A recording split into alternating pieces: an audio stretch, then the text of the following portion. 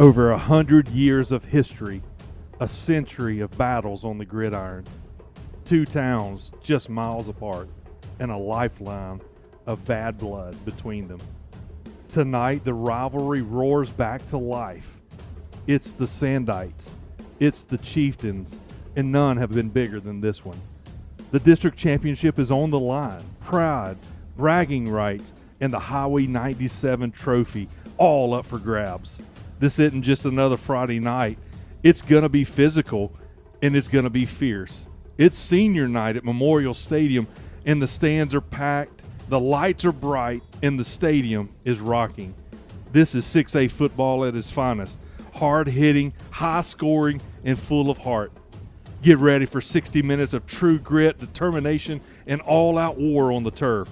This is the 2025 edition of the American Heritage Bank Highway 97 Rivalry.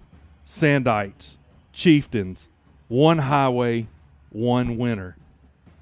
Good evening, everybody. My name is Will Holder, along with the legend Chris Kaiser and the rest of our broadcast team. We want to welcome you here to Memorial Stadium on Senior Night 2025, where this game is big. It is going to be packed out. The electricity is going to be happening, and I cannot wait to call this football game. We've been circling this one all year long, and tonight it comes together as the American Heritage Bank Highway 97 rivalry game. And Chris, we're coming into this game with a 7-game win streak after our big win here last week against Putnam City North.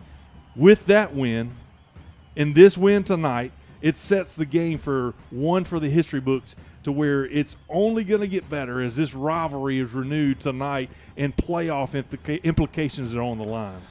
Well, you couldn't draw it up any better. I mean, as we looked all the way through the schedule this year and pointed towards this last game of the district, man, it just worked out perfect for both these teams to come in fighting for the championship. 7-2 records, played very similar schedules, and here we are. It's probably the most dramatic, most important Highway 97 rivalry in decades, and it's all happening right here before us. What a great night for football. The weather's going to be absolutely perfect. They're predicting a sellout crowd, and should be a tremendous, tremendous night. It's one of those that every year this game is just something special, but throw in the mix of first place on our side of the district of 6A2 football, it just makes it a little bit extra special, doesn't it? It does. I mean, like I said, you couldn't draw it up any better.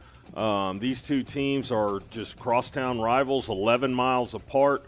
The kids know each other. The players have grown up battling each other in all kinds of different sports, and here we are. And, I mean, it's a matchup of all times, and so ready for it, excited for it, and may the best team win. I look at this, Chris. This has been going on for over 100 years. The first matchup was 1922. Our good friend Scott Emos provided us with some outstanding stats of this rivalry. We've played consecutively since 1930. So what that does for us is it allows us to see down the years that we learned last year and even this year that even some of our players now on the Sandite roster has family members that's played in this game. Either and some of them even play for Sapulpa. Right. So it's kind of like an in-house rivalry on its own of where Dad played or Grandpa played in this same football game. Well, there's plenty of rivals across the city of Tulsa, but this one's really unique. And Highway 97, man, just like you said, there's families that have played for opposite teams, that one, and now they're living in Sapulpa, or now they're living in Sand Springs, and these guys know each other. They work together. The cities and the communities are just so close knit. Both of them, really a great football environment all the way around. And when we look at this rivalry, it's one of those that I don't know that there's a longer running rivalry in Oklahoma that's longer than 100+ years. And so for tonight, families become enemies for just one night. Right. You got people that work together that are Sandites or Chieftains, and it's just a beautiful thing to come together as a high school football atmosphere, and we get to watch this from our house, from Memorial Stadium right here on the campus of Charles Page High School, and it's just going to be special. 2 years ago, it was a back and forth, just a barn burner. It was a barn burner. Last year, it was a flood, if you remember, so Yep. the scoring wasn't as much. The Sandites have owned this rivalry the last 5 years. The Coach Klink era, he hasn't lost to Sapulpa. And talking to him this week at the show, he doesn't plan on starting that tonight. No, he doesn't, and they've been focused and charged up all week. Excited for the matchup. You went over to the press conference and got to take part in that American Heritage Bank and just all of that. And it's done well. I can't thank the sponsors enough for what they've done to provide the promotions and the hype. And it's really going to turn out great tonight. It's actually the Your View game of the week. It is. So we got the Cox channel here. We'll have some TV timeouts. during it. But, man, what an exciting matchup. It's the Tulsa World Game of the Week. Everybody's pointing towards it, and there's great players on both sides of the ball. Sapulpa has some really dynamic skill set players, and so does Sand Springs. And so I'm just really, being a football fan overall, I'm excited to watch this game. It's going to be a good one, and we are on a little bit early because it is senior night. And for you guys at home, at pregame at 6:25, we're going to start recognizing and honor our seniors of our football team, our dance team, and our cheerleading team. And then coming up at halftime, we're going to get to honor the band and the color guard as their seniors are recognized at halftime. So it's going to be a lot of fun here at Memorial Stadium. Chris, you mentioned just a little bit that we are coming in with the same record, 7-2. The difference is Sapulpa won their first week game, lost 2 in a row, and then have won every game since, a 6-game win streak. Sand Springs, we lost our first 2 games, and we've been on a 7-game win streak so far, and we hold that record. If you remember last year, this game was to determine second and third place on our division. Right. We both have beat Muskogee, so that puts this for number 1 and number 2, and it's just going to be one of those games that everybody's prepared for. And you look at it, it's incredible to see how these players have come together to make this a little bit extra special. I agree, and I'm a matchup analyst, and so I match up the schedules, I match up the player groups, and look at it all that way. But their schedules are so similar, so identical, and you can look at how they beat up on Muskogee, how Sapulpa and Sand Springs, and they played a really near identical schedule all the way to tonight's game, and so.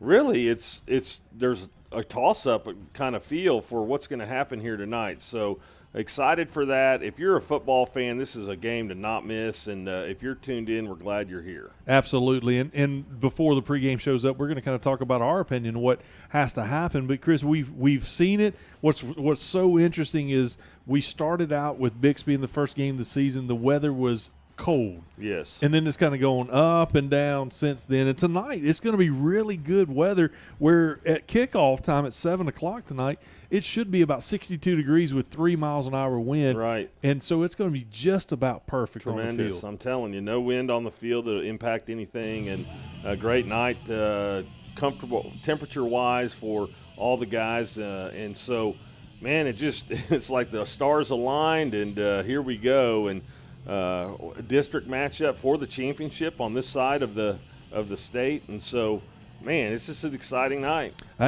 We always take an opportunity at the coaches show, either on air or off the air, that we just like to talk to Coach Klink about the status of the team, and coming into it, he still feels fairly good about the health of our team, and that's going to pay dividends in this game and as we move into the playoffs. Well, just to be transparent, about the 9th or 10th game of the season, you have some injury issues, and you also have some eligibility issues. All teams do.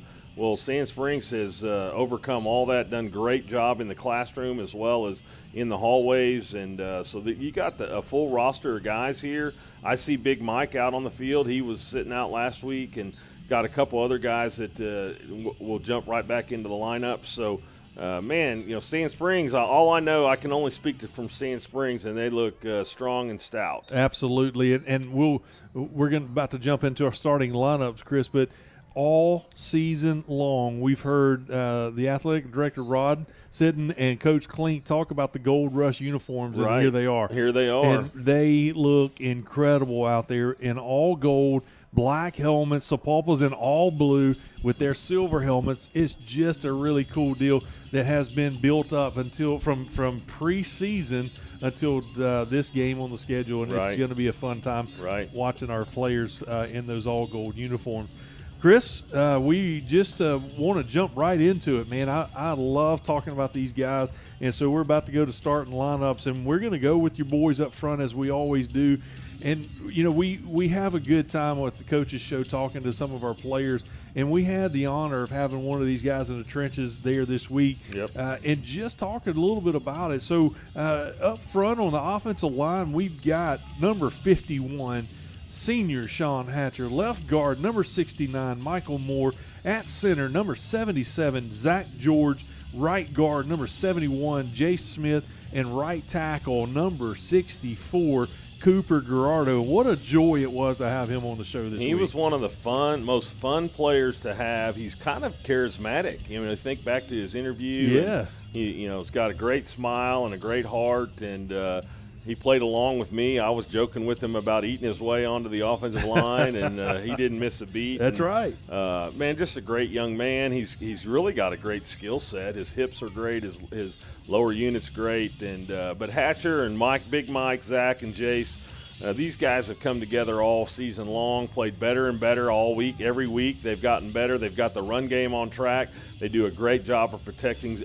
Easton in the back, and man, just excited for that offensive line. They have done really well, undersized in a lot of ways because of a few of them are. You're right. They've just come together, and they have some help out there as we'll get into it. The wide receivers for the Sandites: number 14, Paxton Salazar; number 15, KJ Worthington; number 2, Dom Forbes; and our H-back tight end is number 9, Logan Wright, who does help out a lot for some of those blocking packages and that kind of thing. And we'll go back on record that these are what's anticipated starters, but we know Coach Green, he usually don't stick to the script and may throw either Javari Hill or Tristan Birmingham. You got Alex Dudley and Grady all in on the offensive receiving core as well. Well, I would speak that coming into this season, these guys are the most pleasant surprise of all player groups. These guys have come on, have showed how well they can play in every element, and their blocking game is spectacular. Their route running is phenomenal, and these guys just they find ways to get open. They find ways to catch the ball. They can catch it over the middle. They can catch it deep. Do a really good job. They're my pleasant surprise of the entire team. Yeah, and both of those player groups have talked about their chemistry this year and how important that is, and you can see it. It's obvious that there's chemistry, but none of that would happen without the whole team package. And we'll go into the running back. We think number 26, Chavez Williams, is going to get the start tonight. That's our anticipation. We'll see that. But then it's all held together by the captain himself, number 6, senior Easton Webb. And that chemistry that we see is week in and week out of how selfless these receivers are. Right. And how it seems like Easton is looking for who's open versus I'm going to throw it to my favorite target. Well, he's gotten better and better of reading his each matchup and working his way through the reads, and Easton's done a great job. I wanted to mention that Tristan Birmingham has shown up the last 3 weeks. He's an electric player. He's a kid that found his way back out on the field, and he brings an element that a lot of teams haven't seen until these last few weeks. And he's hard to defend. He's got breakaway speed. But don't take anything away from Kendall Page or Chavez Williams. That's right. I mean, I would not like to game plan against that backfield for sure. It's always electric. You never know what you're going to get, a bruising back, a fast back, all of the above. But it's one thing about it, they are working well together as a well-oiled machine.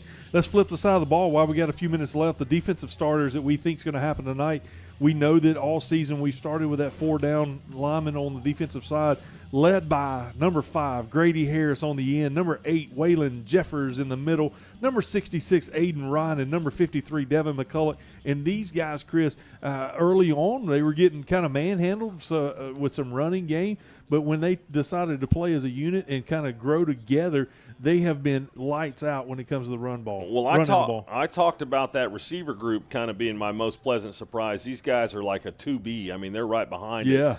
Grady Harris, man, his pass breakups the last 2 weeks and the ability to run and put pressure on the quarterback with his hands up. We know Waylon Jeffers, strongest man on the team. He bails hay when he tackles kids. Aiden Ryan has come in as a freshman and played really well in the middle, and then Devin McCulloch, man, the kid's got a motor like I've never seen in a long time. The place. So yeah, and that's the thing, man. When you look at this unit, they are not afraid to just do what it takes to stop the ball. And yes, and that's going to be key tonight. It is. That's going to be key. They give up a little bit. They bend a little bit. But look how many shutouts we've had this year. Look Correct. how many low-scoring games that we've had this year. And most of it comes from that first line of defense, which is the defensive line. Exactly. Moving on to our linebacking core, number 0, Emery Smittick, number 3, Brock Odell, and number 4, Joe Farmer. And there's not a lot that we can say that we hadn't said week in and week out, except those guys are a mean bunch of guys. That's what I was going to ask you is, can you say anything better about these guys? I mean, these three guys have come up. They're run stoppers. They're pass breakup artists. Like you said, they come with an attitude. And I think Brock Odell's closing in on a record just for tackles for losses.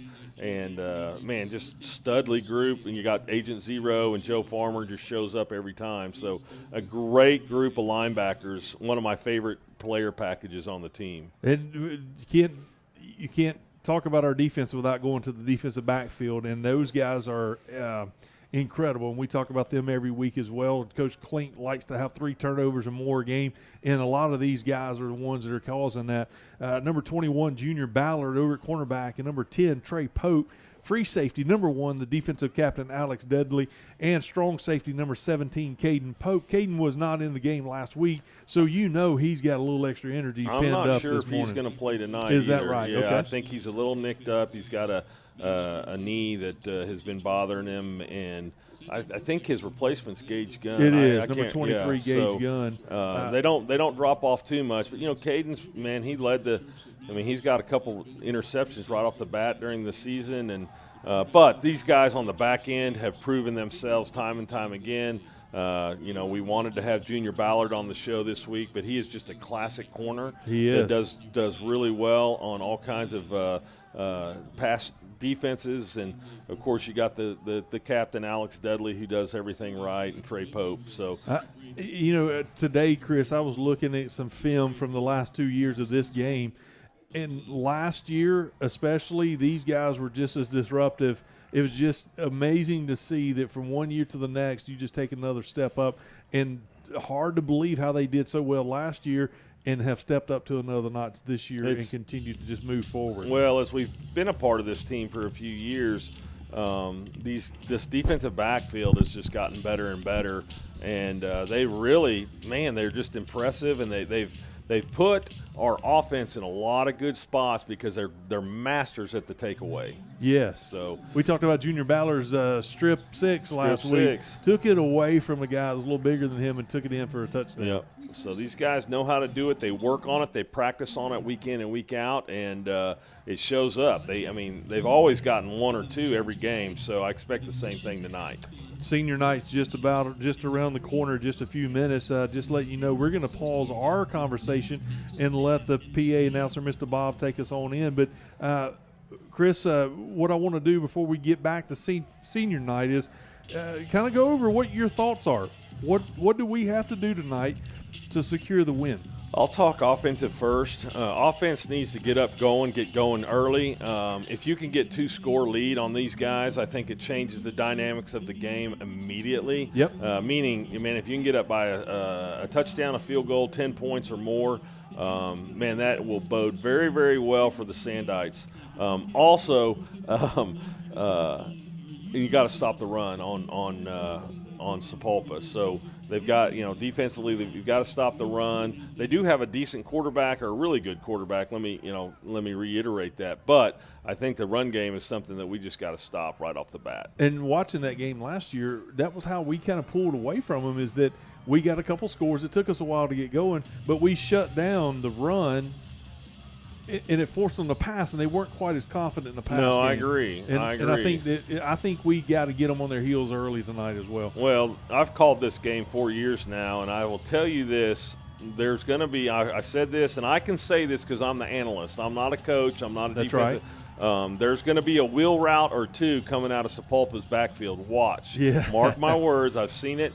So they're really good at getting your eyes in the wrong spot and then running a running back out of the back of the backfield and throwing it to them. So hopefully Sand Springs has got that on their to-do list tonight. I would imagine so. And I'm just going to go ahead and lay this out as who do I think has to have a good game tonight. Yes. I'm going to go team-wide. I'll say that the reason I'm saying that is I think tonight there's a chance to get caught into some chippy penalties because Correct. It is a rivalry. We didn't talk about that. And I want to make it like we have to keep our head on straight. We cannot participate in that extracurricular.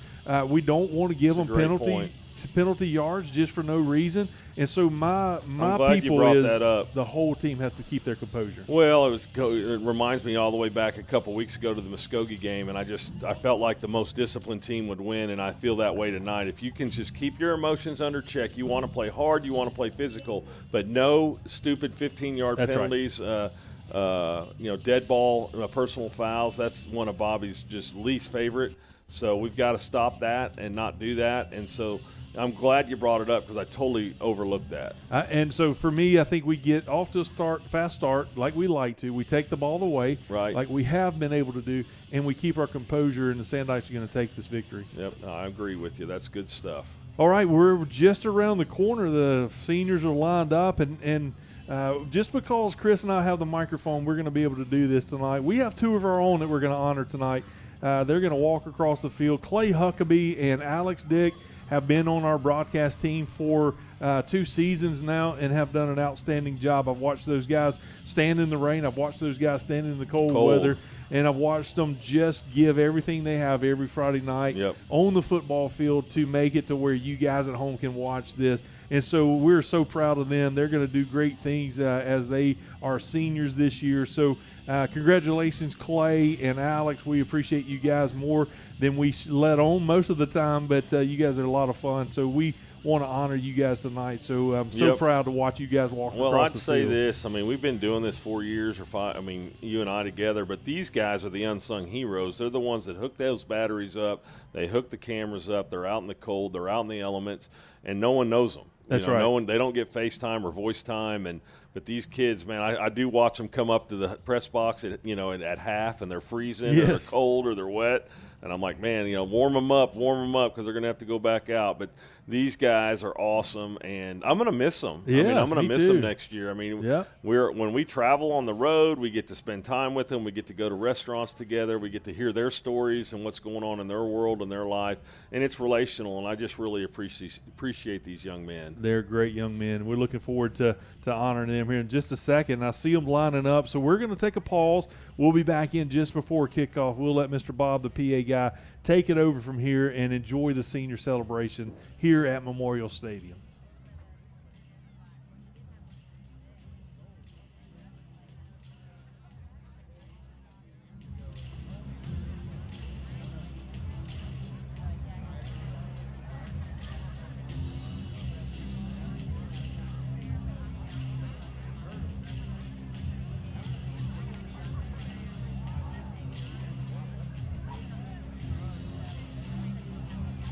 Good evening, Sandites, and welcome to Memorial Stadium. Tonight it's a great honor for all of us to meet the seniors that have represented our community in athletics, dance, cheer, and behind the scenes in many programs. Let's meet our first dance senior. Let's welcome senior Shelby Beck. Shelby is the daughter of Corey and Stephanie Beck. Shelby has been a member of the dance team for 3 years. Miss Shelby Beck.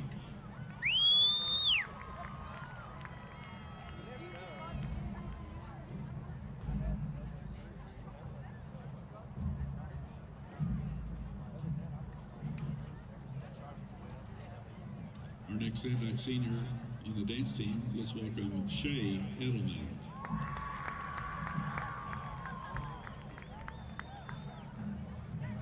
Shay is the daughter of Robert and Dawn Edelman.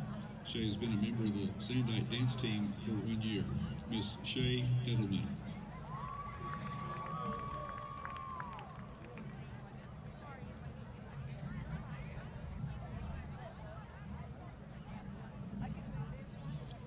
Our next Sandite senior dance team member, let's welcome Chloe Watson.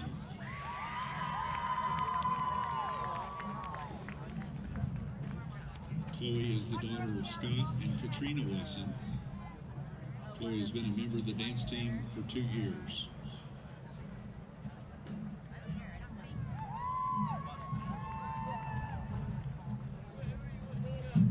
Miss Chloe Watson.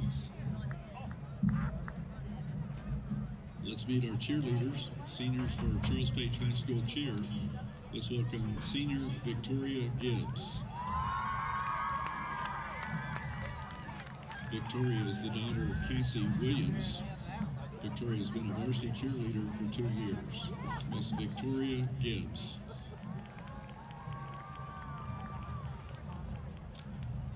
Our next Sandite cheer senior, let's welcome Skylar Turnage.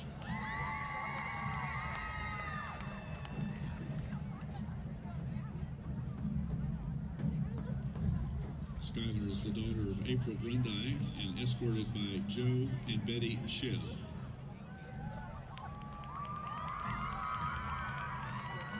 Skylar has been a varsity cheerleader for 3 years. Miss Skylar Turnage.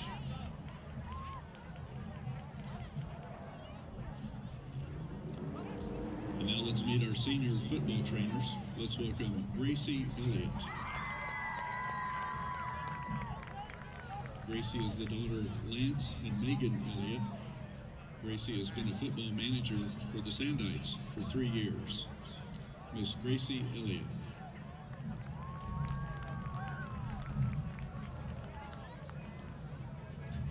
Our next Sandite senior football trainer, let's welcome Aliyah Milliken.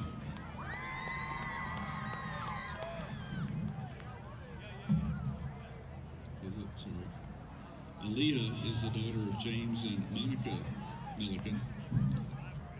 Aliyah has been a football trainer for 4 years. Miss Aliyah Milliken.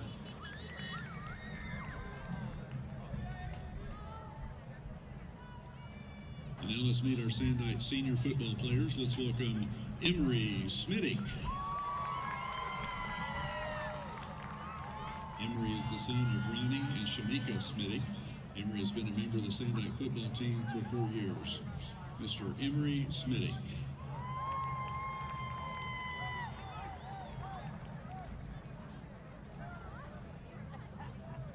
Our next Sandite senior football player, let's welcome Alex Dudley.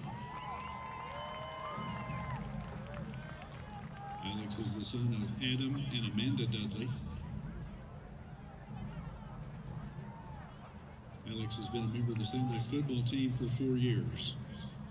Mr. Alex Dudley. Our next Sandite senior football player, let's welcome Brock Odell.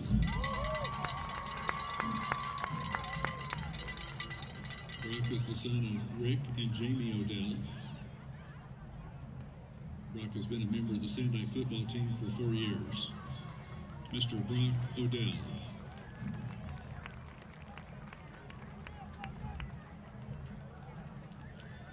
Our next senior football player, let's welcome Easton Webb.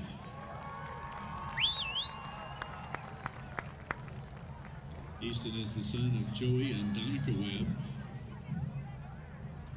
Easton has been a member of the Sandite football team for 4 years. Mr. Easton Webb.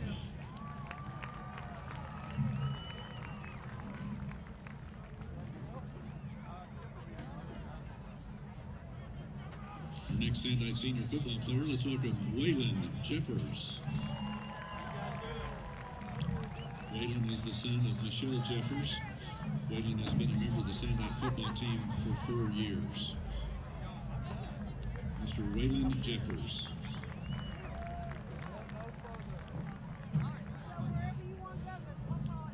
Our next senior football player, let's welcome Logan Wright.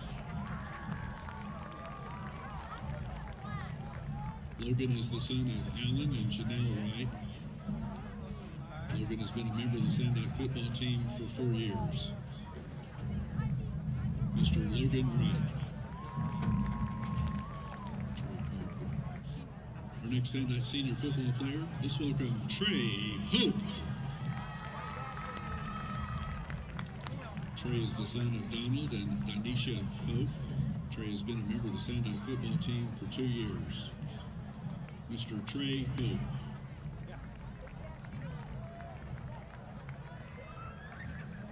Our next Sandite senior football player, let's welcome Javari Hill.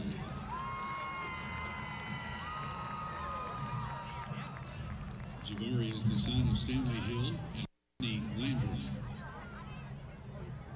Javari has been a member of the Sandite football team for 4 years. Mr. Javari Hill.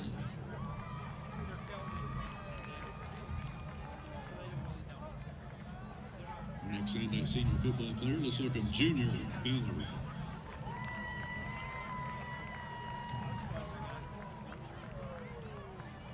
Junior is the son of Dasha Patterson. Junior has been a member of the Sandite football team for 2 years. Mr. Junior Fowler.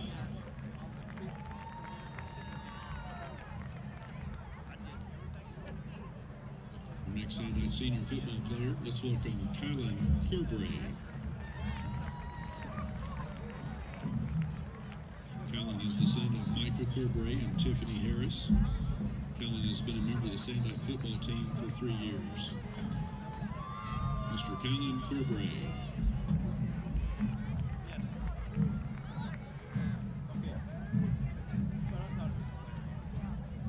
Our next Sandite senior football player, let's welcome 12-gauge Gunn.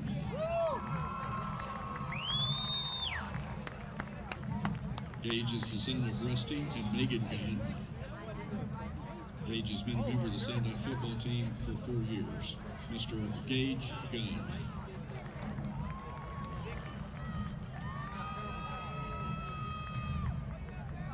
Our next Sandite senior player, let's welcome Chavez Williams. Chavez is the son of Allegra Williams. Chavez has been a member of the Sandite football team for 3 years. Mr. Chavez Williams.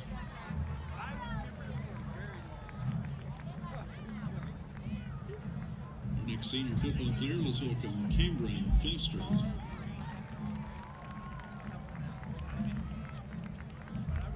Cameron is the son of Evan and Amanda Foster. Cameron has been a member of the Sandite football team for 4 years. Mr. Cameron Foster.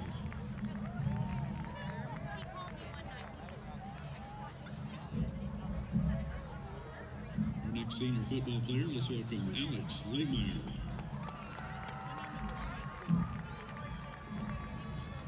Alex is the son of Mallory Lehmeyer. Alex has been a member of the Sandite football team for 4 years. Mr. Alex Lehmeyer.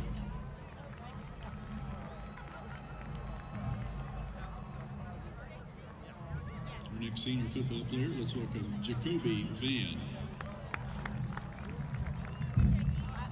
Jacoby is the son of Michelle Ketchum. Jacoby has been a member of the Sandite football team for 4 years. Mr. Jacoby Van.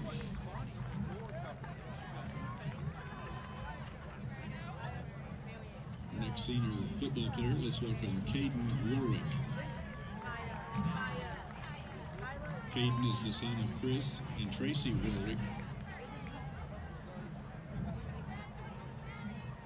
Caden has been a member of the Sandite football team for 3 years. Mr. Caden Warwick.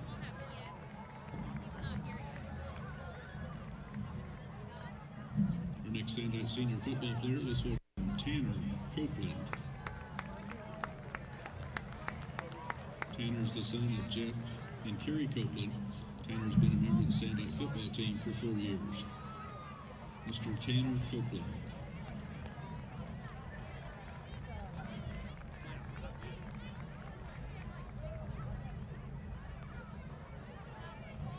Our next Sandite senior football player, let's welcome Brighton Davidson.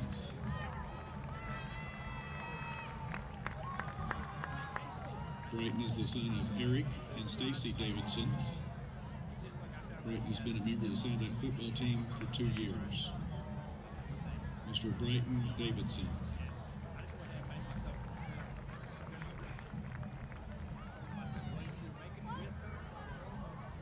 Our next Sandite senior football player, let's welcome Sean Hatcher. Sean is the son of Daniel and Morgan Jones. Sean has been a member of the Sandite football team for 4 years. Mr. Sean Hatcher.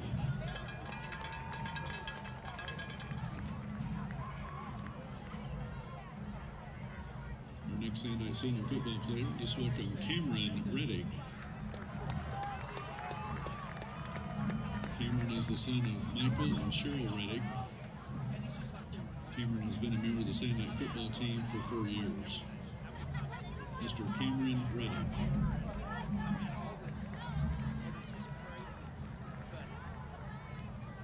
Our next Sandite senior football player, let's welcome Cooper Gardado. Cooper is the son of Jesse and Christy Gardado. Cooper's been a member of the Sandite football team for 4 years. Mr. Cooper Gardado.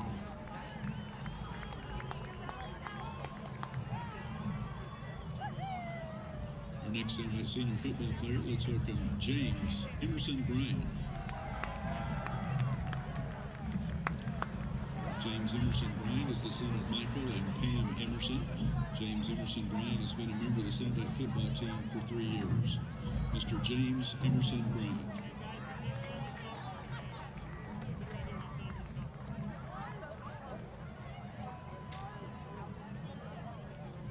Our next Sandite senior football player, let's welcome Michael Moore. Michael is the son of Christopher Moore and Ashley Johnson. Michael has been a member of the Sandite football team for 4 years. Mr. Michael Moore.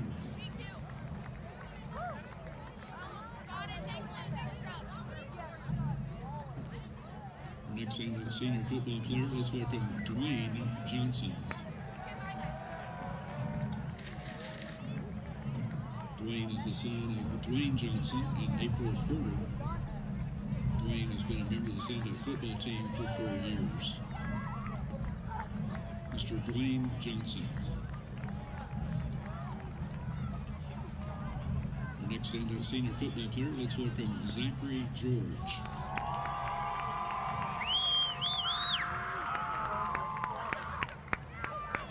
Zachary is the son of David and Roxanne George. Zachary has been a member of the Sandite football team for 4 years. Mr. Zachary George.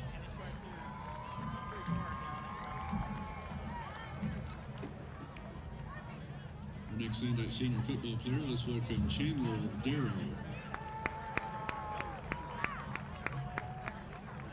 Chandler is the son of Tim Darrow and St. Mark's. Chandler has been a member of the Sandite football team for 4 years.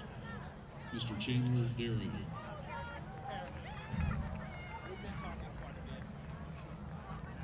Our next Sandite senior football player, let's welcome Ryan Metz.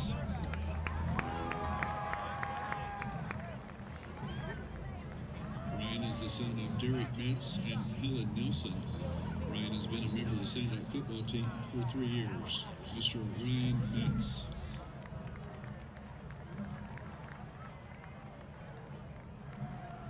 Now let's meet the Sandite TV film crew seniors. Let's welcome Alex Dick.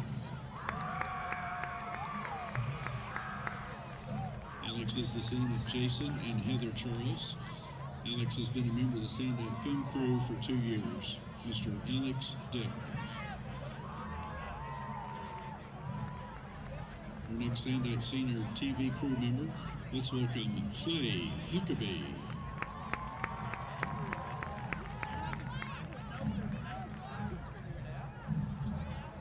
Clay is the son of Rob and Stacy Huckabee.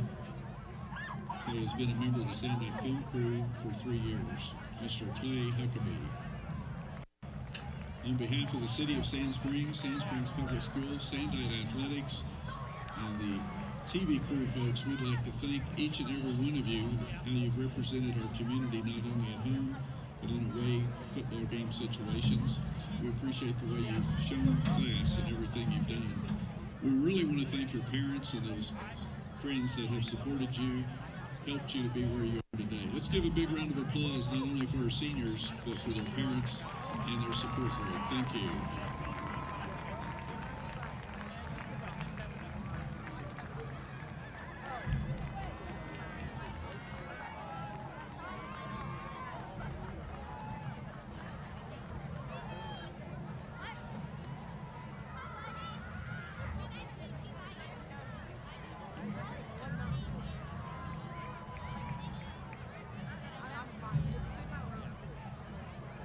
This is a community of selfless leaders and lifelong learners, pulling together and pushing further, backed by black and gold every step of the way. We are Sandites and we give our all to the pursuit of discovery, to inspiration, creativity, courage, and optimism, and a commitment that never wavers to each other.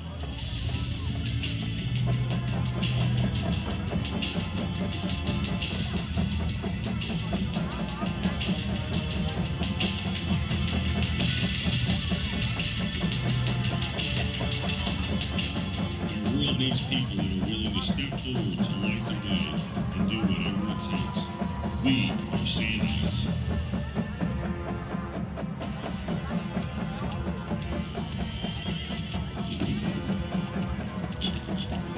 Hard luck kicking in the teeth. Come join us this Sunday at church tonight from 9 a.m. to 8:30.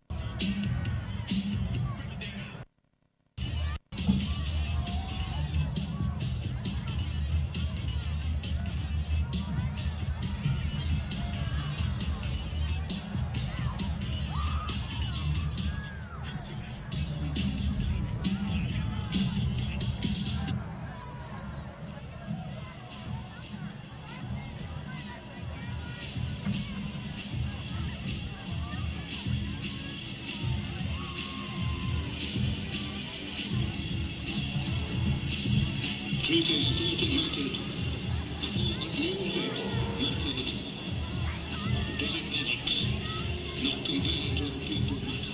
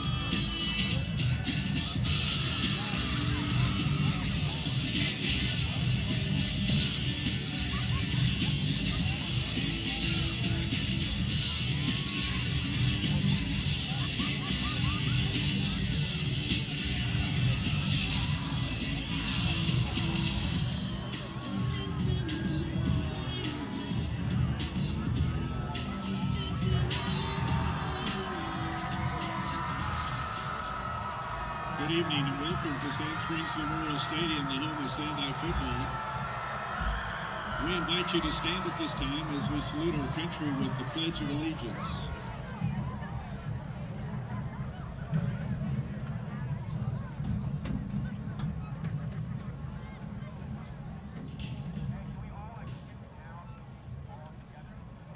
Salute, pledge.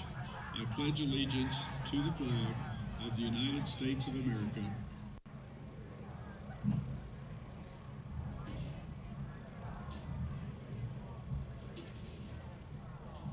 Thank you. Please remain standing for the national anthem of the United States of America.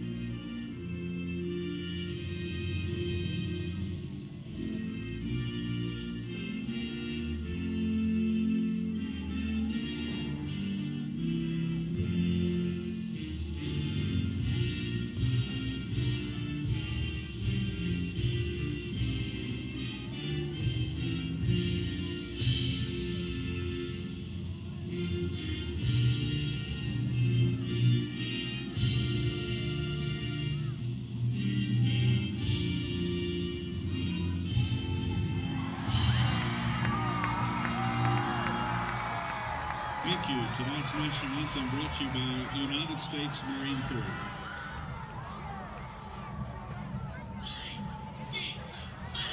Our honorary captain tonight, let's welcome Ashley Bitter from American Heritage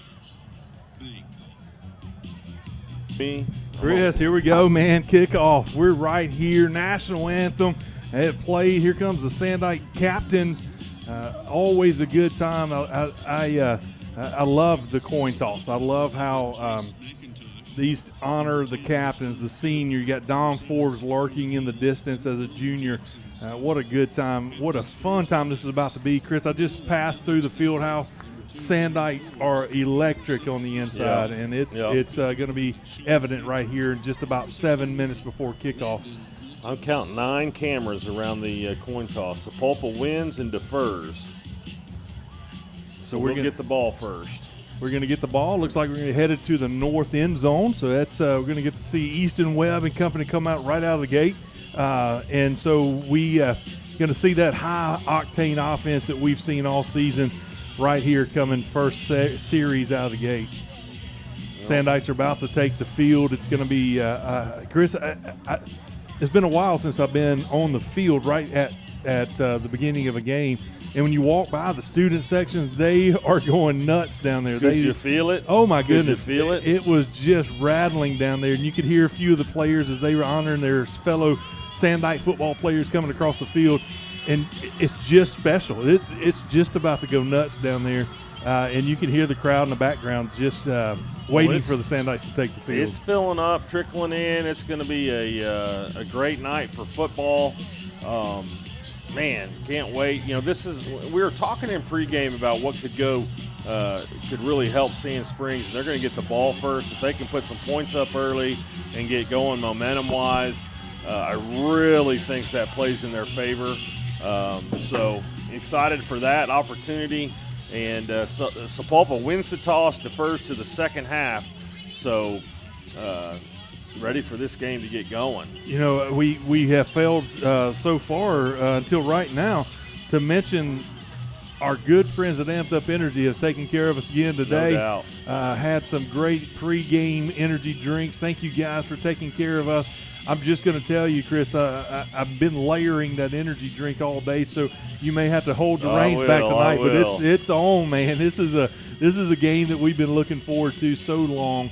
And here it is, just about to kick off. Well, Amped Up Energy treats us so well. They do a great job, and I'm a Captain America fan. Absolutely. So that gets me started every week on these broadcasts. So great, just family-run business, and excited that they are great partners for us in the broadcast booth. I look at them, and, you know, we talk about support small business. These two brothers went out on a limb and just started their own tea company and have protein shakes. I know that you and I at the Coaches Show every week, we enjoy one of those.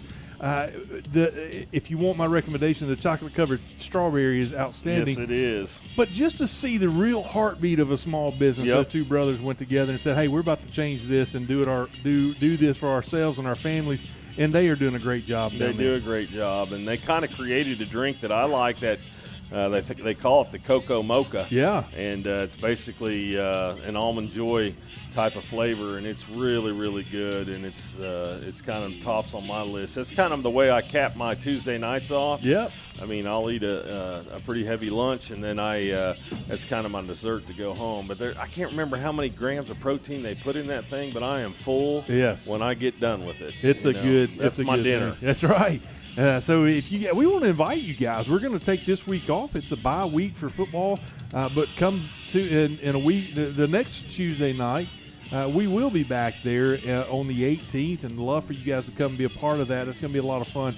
We love the player section. We love segment number 4. Yep. We just kind of have a little candid conversation with Coach Klink, and so much pressure is always put on, hey, you got to get another win. Sure. Just to be able to sit around the table and just have a little fun with Coach Klink is always one of the highlights. You and I both know, we've been with him several years. He's easy. He's easy interview. He's easy conversation, and love it. And he's very candid, transparent, and does not hold back. And he makes life as a broadcaster really, really simple. Yep. And that's been fun too. So big-time atmosphere here tonight in Sand Springs, and ready for this thing to get rolling. Sapulpa's coming out in the Chieftain bonnet, and we'll take the field here in a minute, and then you'll see the Sand Springs Sandites come out of their smoke-filled tunnel. I'm hoping the smoke's back. I don't know what's happened to it the last couple of weeks, but I'm hoping the smoke's back. Look at that, man. Everybody's having a great time.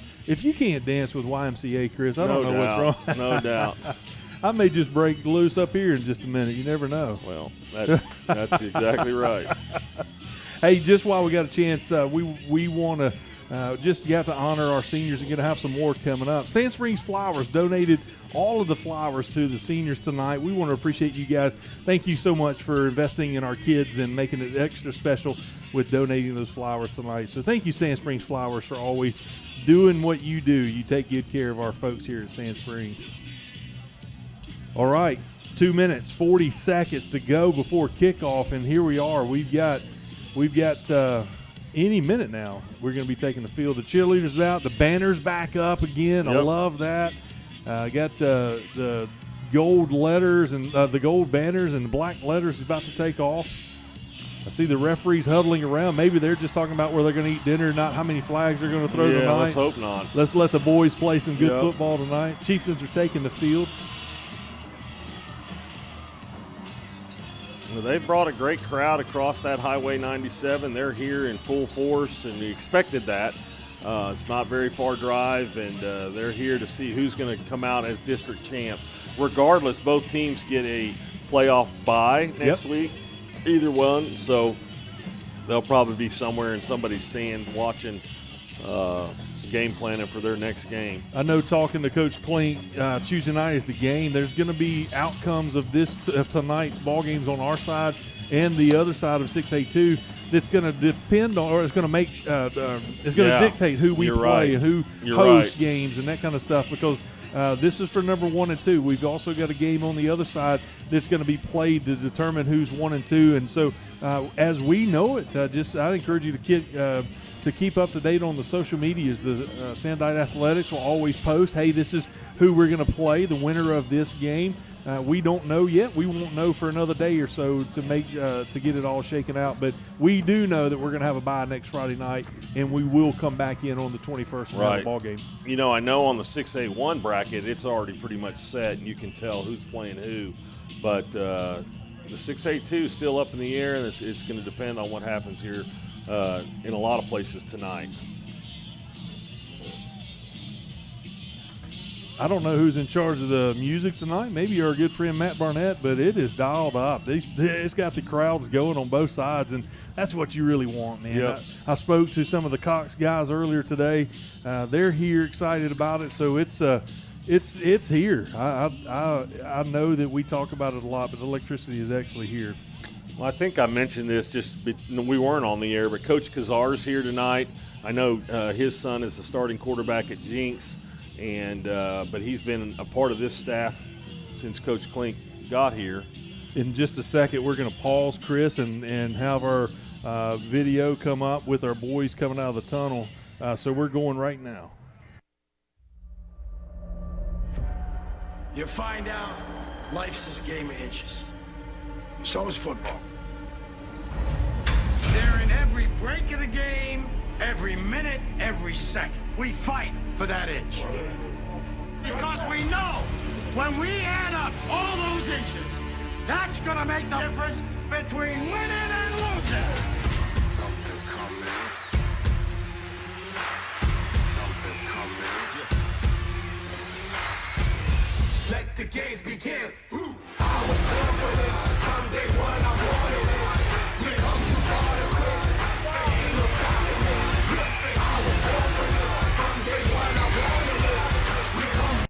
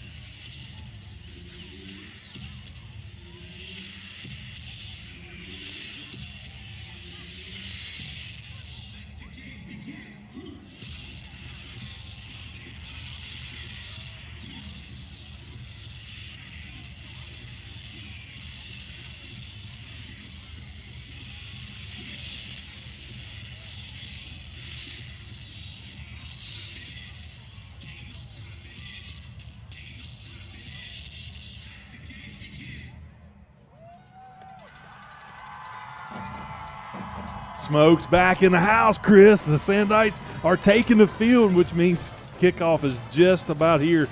That's always a cool sight to see when they come out of the tunnel. Yep, it's not on government shutdown. That's right. We got it going tonight. So we got Sapulpa trying to come out to the midfield mark. Referees keeping them separated. There's a little chippiness out there. This is our house, and the Sandites are standing firm that this is Memorial Stadium. You don't get to come in and just push us around. That's great to see right there. Well, Sand Springs has a chance to come out early here, put some points on the board, want to get Easton Webb comfortable and delivering the ball. That's something we didn't talk a lot about early, but he does a great job of spreading the wealth to that receiving core. And I'm sure Chavez will get some takes and then Tristan Birmingham as well. So let's go. And I know Coach Green, the mad scientist, he's probably got some things dialed up and just some new plays and new dynamics. And should be a great night for high school football. Great weather, great situation. District implications, and can't get any better than this. We know one thing's for sure. This is week 10. Coach Green's had something new every week, so it's always fun to see what he's drawn up in the dirt for this week. No doubt. Last week that diesel package came out and some big boys in the backfield, and pretty fun stuff, man. And you watch these guys honor the seniors, and I think I counted 14 starters that are seniors, maybe 15. But, man, just a great group of kids on this Sandite team that have led this team to where they're at tonight. I'm looking at us. We get kickoff return first, and you look out at the guys taking the field for the Sandites in the gold rush uniforms. Alex Dudley sitting back in the back with Trey Pope. There's some speed back there. There's some toughness back there. If they kick it to them, it's going to be exciting to see what happens. But it's teed up. They act like they know something that we don't know. They're up on the 20-yard line, so Sapulpa probably doesn't kick it off deep. They just probably high pooch kick it and let it see where it may fall. So here we go. And there it is, over to the 20. So Trey Pope, I think. And he's got a gap. He makes the gets back to about the 47-yard line. The kicker stopped him. That was Trey Pope coming from the 20 and just right up the middle, exactly what we wanted to see, a great return. So here we are out at midfield area to start our first offensive drive with 11:51 to go in the first quarter. Man, that's what you want. You are already ahead of the game. And looking out at the starting lineup, Chavez is going to be the starting running back in the backfield. You got Paxton Salazar as a wide receiver on the bottom side. You got Dom Forbes and KJ Worthington up top. Yep. And it looked like Logan came out as the tight end. So here we got a little power set. Here we go. We're going to hand it off to Dom across the formation. He's got a little bit of room. He's going to get 1 yard, maybe 2. Defender took a great angle and was able to shut him down for a yard gain. Going to bring up 2nd down and 9 for the Sandites. The official mark on that ball to start it was at the 47-yard line. So now we're at the 48. Clock's running. Got 11 minutes and 30 seconds to go in the first quarter, and already going to see Dom Forbes get involved in the game. 2nd and 9 at midfield. Sand Springs got the ball at about the 47, 48. Dom Forbes motions across the formation out to the hash. Single coverage up with Dom. I like it. I do too. Here we go. Handoff up the middle. Gets bottled up right at the line of scrimmage. They're going to give him a no gain on the play. Going to bring up 3rd down and 9. Was that Chavez? It was Chavez. Just couldn't get an opening big enough to get through. So here we are, 3rd down and 9. I did like to see what that was. That was a bunch formation, and when Dom went in motion, it left him single covered at the top. So let's see if we exploit that or not. 3rd and 9. Sand Springs' first opportunity to pass the ball here. You would bet it's a passing down. You got Alex Dudley in as a wide receiver up top with Dom, and I'm about to see if that's KJ or Paxton with a black T-shirt. So here comes Dom across the formation. Play clock was low, but we got it off. Easton looking for him. He's going to scramble out. He's going to keep the play alive with his feet. He's going to have a chance to get a first down. He's going to have to hustle. And he's going to be short by about a yard. Ooh, bad spot, Chris. They're going to give him a 3-yard. He's going to be 3 yards short if he goes with his left foot over there. Can bring up 4th down in the first big decision. Here comes the offensive unit staying on. KJ's coming back in. Chavez and Alex coming out of the formation. 4th down and 3 for the Sandites. They did cross over into the Chieftain territory, but they are 3 yards short. Looks like it's going to 4-down territory here. Coach Green's going to go for it. Got a little jumbo power set right here. Going to pitch it out to Birmingham. Birmingham's going to he's going to get stopped short of the line of scrimmage or stop the first down. He's right on it, but it is going to be a little bit short. He tried to push it at the last second and couldn't get there, but it's going to be first down and 10 for the Chieftains. They're going to mark the ball at the 44-yard line on their side of the field. So now it's going to be an opportunity for our defense to stand strong. Well, Sapulpa has a little momentum right there on that 4th down stop. Birmingham just about 6 inches short. So now the defense is going to have to step it up. Sapulpa takes over on the 44. Number 37 came into the game for the defense. Jacoby Van's out on the defense, maybe an extra down lineman. Here we go, play action pass. They're going deep out down the middle. He's got a man. He makes the catch. Wow. That is big time catch or pass and reception. We brought in an extra down lineman looking for a run, possibly. He just kind of fell into a zone between Dudley and the defensive back on that side, maybe Trey Pope, and just made a big-time catch. We couldn't close the door fast enough. So it's going to be first and goal from the 4-yard line for the Chieftains with 9:38 to go. The clock is running. Big plays. We can't give them up. That's one of those things that's going to hurt us if we can't control the big plays. But let's see what happens down here in the red zone. There's a handoff up the middle, and he's stopped immediately. Looks like Waylon Jeffers. Nope, that's Grady Harris. Grady Harris comes up with a tackle for loss. Just doing what Grady does. Big time play. This is where I think Sand Springs steps up defensively. If you shorten the passing lanes, passing routes, I think our run defense is really stout, really strong.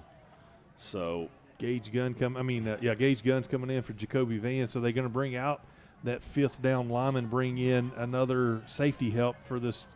Looks like a passing unit they've got in there right now.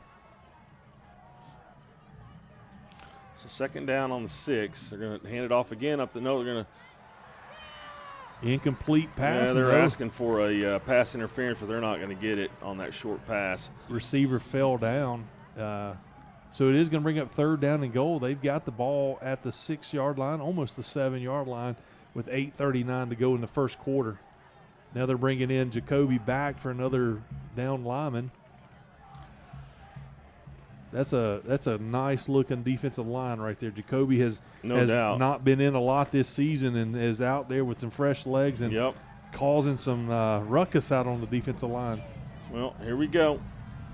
D up right here, Sand Springs. Man-to-man like coverage. You said, 3rd and about 7. Got a timeout. Coach Klink decides to take a timeout. We're going to step away as well. We're going to take a few minutes out while Coach Klink talks to the troops. We'll be back in just a few moments. This broadcast break brought to you by Amped Up Energy and Protein. We'll be back in just a moment. Project Dude Man is a men's riding club with a mission to have fun, build friendships, and to free all cyclists from the stigma associated with men's mental fitness and well-being.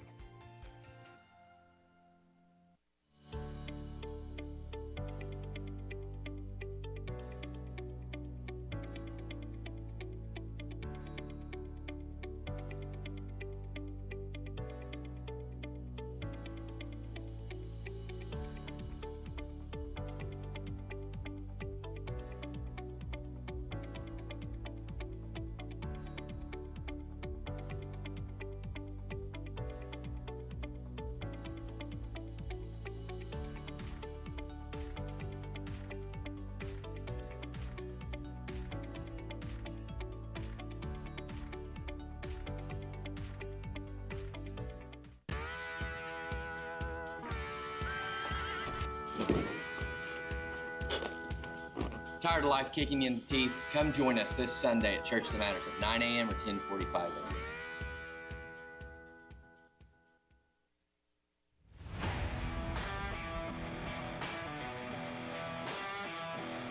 Chris, 3rd down and goal from the 6-yard line. The Chieftains are set up. It looks like we're expecting maybe a little bit of a run. They've kind of changed the package from right at the timeout. Coach Klink went over it with his troops. With 8:39 to go, they're going to try to get a score early in the first quarter. Now they're bringing in a power set, but they're going to play it. They're going to throw it out to there's that wheel route, but he's not going to get in. He is not. He's going to be fourth. So what are you going to down. do here, Coach Holt? I think you're going to see him go for it. Why would you not? Last year, if you remember, they did not kick the ball. They even on a touchdown, they tried to go for 2. So here they are coming right here. First big fourth down for us to defend, and they're going to go for it. So here they go. 27 seconds on the play clock, and now Coach Holt calls a timeout. We're going to stay right here for this. 8 minutes and 8 seconds to go in the first quarter, Chris. This has already started living up to what we expected. This is one of those things that we knew.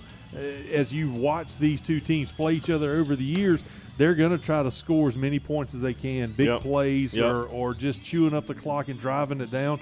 Last year it was raining, so we had a fast game. I was looking at it today, just over 2 hours, because we ran the ball a lot and the clock kept running. And here they just decided to test us in the air, got a big gain, and now here we are, have bowed up, and now it's 4th down and goal. 4th and 1.5 basically, and man, this it makes you wonder as an analyst: do they not believe in their kicking game, or do they just want to go for it? And it makes you wonder because they did not. I remember us talking about it. They didn't kick last year when they had a chance to put some points on the board. 2 years ago, this game was 64-54. So we know both of these two schools, when they get together, we can score some points. Right. Bobby's watching personnel come out on the field. All right, he's got Jacoby going back in, Gage Gunn coming out, so he must have seen something to make it to where we want to get an extra body. So they're going to try to power it up right here. The quarterback's pointing at I don't know if he's trying to distract anybody, but they're going to try to quarterback sneak it, and he's not going to get in. There's a penalty. He didn't get set. Maybe a game changer there for them. Well, they're going to probably have to kick it now. Yeah. Be a 5-yard penalty going to bring up 4. What was the call? I think it was like I think you're right. They didn't get set. I think they were still moving. So it'll be the 6-yard line where they're going to take this 4th down and goal. They are switching out personnel, but it looks like their offensive package is still staying on the field. Interesting to me. You also notice that big power set. You had one single coverage out here on the side where Junior Ballard was defending the receiver. You wonder if they're going to try to fake a run and just catch him on a slant. But here it is, 4 wide receivers running back in the backfield. They are really tight. Here we go, back more like a pistol formation. Back up a little bit. So you're going to throw a fade here. And he catches it. Sapulpa scores. Trey Pope was the defender, did everything he could, swatted at the ball to try to knock it out, but Sapulpa comes up with the first score of the 2025 edition of the American Heritage Bank Highway 97 rivalry. With 8 minutes to go in the first quarter, Sapulpa strikes first, 6-0 with a point after coming. Well, Sapulpa forces a four and out, turnover on downs, and drives the length there from about midfield with one big throw and catch. Sand Springs bows up there. Oh, here we go. Botch snap. They're just going to fall on it. So it will be 6-0 after all that. Maybe that's why they don't kick. Maybe so. That snap was a. So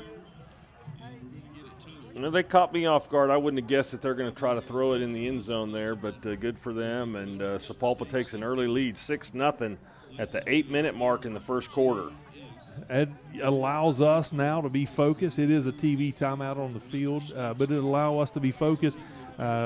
We saw what they did defensively on the first series. Second series coming up and going to allow us to be able to see what we can do to move the ball. But, keep in mind we had a great field position start on that with Trey Pope's return out to near midfield, and I think that's gonna be key in this is how well we start in field position to be able to allow us to do some of the things that's in the playbook. Absolutely. Sand Springs needs to just gain a little rhythm here, get in a groove, and get going. And much credit to Sapulpa coming out and taking a turnover on downs and flipping momentum right off the bat in the American Heritage Bank Highway 97 rivalry. Chris, I was at the photo shoot this week, just a couple days ago on Wednesday. American Heritage Bank has been a great sponsor for this for the last, I think this is their 4th or 5th year in a row to do that. And just to see how they pour into each of the schools is one of those things that's what you want from a business, that they think it's important enough to invest in the schools, and they do a really good job of that. No doubt. Kickoff, we got Trey and Alex back standing on the 20. So here it is again. They're going to pooch it to the same place. Trey Pope's going to take it again, trying to find a gap. Nice tackle there by Sapulpa. It was a good return. We got a penalty on the play. Number 12 for Sapulpa gets up and kind of shoves Brock Odell as he's getting off the pile. He did draw a flag. Let's see if that's a 15-yard penalty against Sapulpa. Probably personal foul, dead ball. They were looking at number 3 as he was running off, and let's see if they're going to try to call that on both. But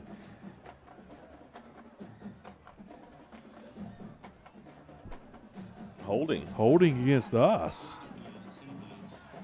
That was interesting, Chris, because the Sapulpa guy was laying on top of our guy. How was that holding whenever he was laying on top of us? But anyway, we don't get paid to call the game on the field. We just get paid to sit up in the box and look at it, right, Chris? Yep, you're exactly right.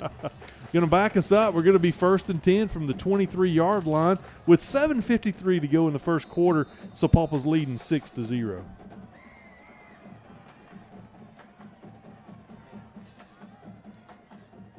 Birmingham's in the backfield as the running back. Out to Dom Forbes. He's trying to make a man miss. Gets tackled for a 1-yard gain. There is another flag. Looks like it's going to be holding on the outside receiver. Referee's explaining to the Sandites what it looks like. Illegal use to the hands to the face against Sapulpa, so we're going to get that. It's going to be a personal foul, 15-yard penalty. Check that. It was a 10-yard penalty.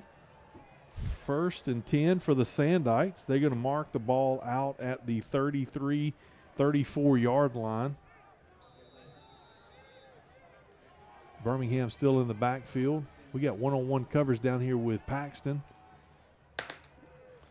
So that'll be the second flag against Sapulpa tonight. Here's the handoff to Birmingham. He gets about 4 or 5 yards. Bring up 2nd down for the Sandites. Good to see him back. We got a little pace coming now with this formation. We got some safety help over here with Dom and KJ. You got Paxton up, kind of got a single coverage. Now the safety's going to help out right there. Be a good time to slip Logan Wright out to make a big possession catch at the tight end position. So about 2nd and 6. Handoff again up the middle. Man, he cuts it back. Birmingham's going to get a 1st down. Nice read, nice look. Going to mark it at the 45-yard lines where the referee on this side has it, 46 on the other side. So they're going to come in the middle and mark the ball at the 45-yard line. 1st and 10 for the Sandites with 6:50 to go in the first quarter. 3 receivers up top. Got Birmingham in the backfield with Easton. I like that look. Forcing some one-on-one coverage up top, and that's where we like to do it. Got a little pressure coming. Dadgummit. KJ couldn't hold on to it. A little slant. He would have picked up 7 or 8 yards before contact. Just couldn't make the catch. Yeah, probably came a little bit faster than he was used to. You know, there was pressure coming off the edge. Easton delivered it a little quick, and KJ just couldn't wrangle it in. Chavez comes in as the running back for this set. So 2nd and 10. Ball's on the 45-yard line. It's good. It was a good call. Just, you know, that would have helped gain a 5 yards. Here we go. Easton's waiting for Dom to. He's going to throw it out of bounds wisely. Had a little bit of space with our back receiver. Just couldn't get enough time for Easton to get settled enough to find him. And a lot of pressure coming off the right side, forcing him to throw it away. So it's going to be 3rd down. 3rd and 10. Ball on the 45. 6:27 in the first quarter here. Alex Dudley checks in as a receiver. Got Javari Hill down here. You can barely see those gold shoes under the black tape. Speedster. Open backfield, empty backfield. Calling audible here at the line of scrimmage. Big Mike's getting ready. Easton's letting everybody know what the coverage is. They're walking 2 guys up, and now they're dropping them back out. Here comes Javari back underneath. They're going to throw it out to him probably. Yep. Go, Javari. You've got some room. Get there. He's going to be about 2 yards short. They're going to mark him at the 48-yard line on the Sapulpa side of the field. Another 4th down decision at midfield. Here comes Tristan Birmingham. Looks like we're going to stay on there with the offensive package. Javari and Alex comes out. KJ goes back in for this 4th down with 6 minutes to go in the first quarter. So 4th and 3. Last time Birmingham ran it, couldn't quite get there. Came up about 6 inches short. So Sapulpa's bringing guys up here. They're going to try to stop the run, but Easton's going to throw it back out to a 1st down. Nice throw and catch. Is that Dom? Let's see. It looks like it is Dom. Yes, a great 1st down catch. He went to the sticks. He sat down and caught the ball. So it's going to be 1st and 10 for the Sandites. They do move it down to the 44-yard line on Sapulpa's side of the field. So he gets about 4-yard gain. Big 1st down. Be the 8th play of the drive here for Sand Springs.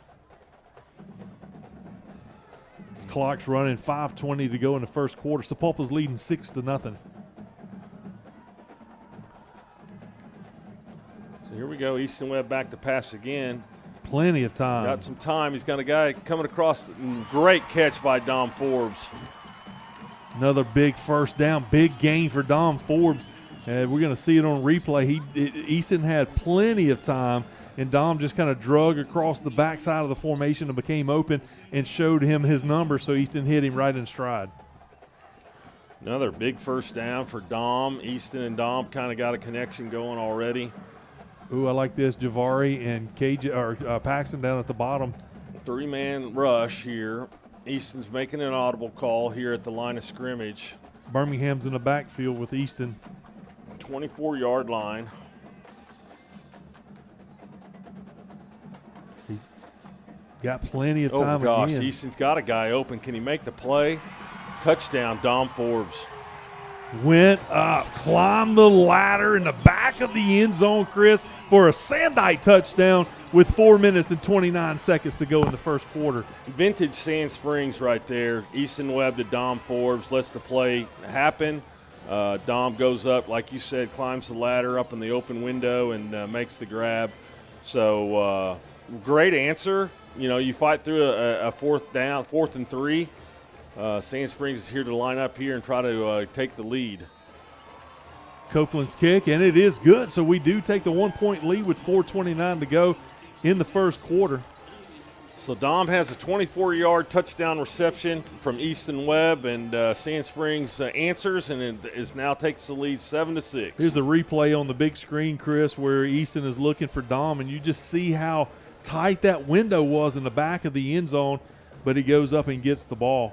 Has a defender in front of him. He just out-jumps him and gets 1 foot down, and just enough for the touchdown. What a play drawn up by Coach Green and crew, and what a play executed by Easton Webb and Dom Ford. But that's about 3 plays, Chris. You and I probably could have thrown the ball, had plenty of time. I couldn't have. It was just had plenty of time. Easton wasn't rushed or pressured on those last 2 or 3 plays. Well, there's a few times I noticed they're only going to bring 3 men to rush, and they're going to drop as many as they can back into coverage. But Easton does a good job.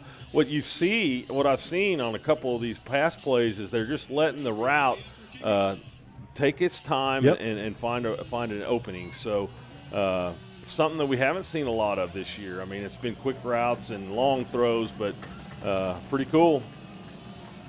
So here comes Sand Springs. They're going to kick it off here.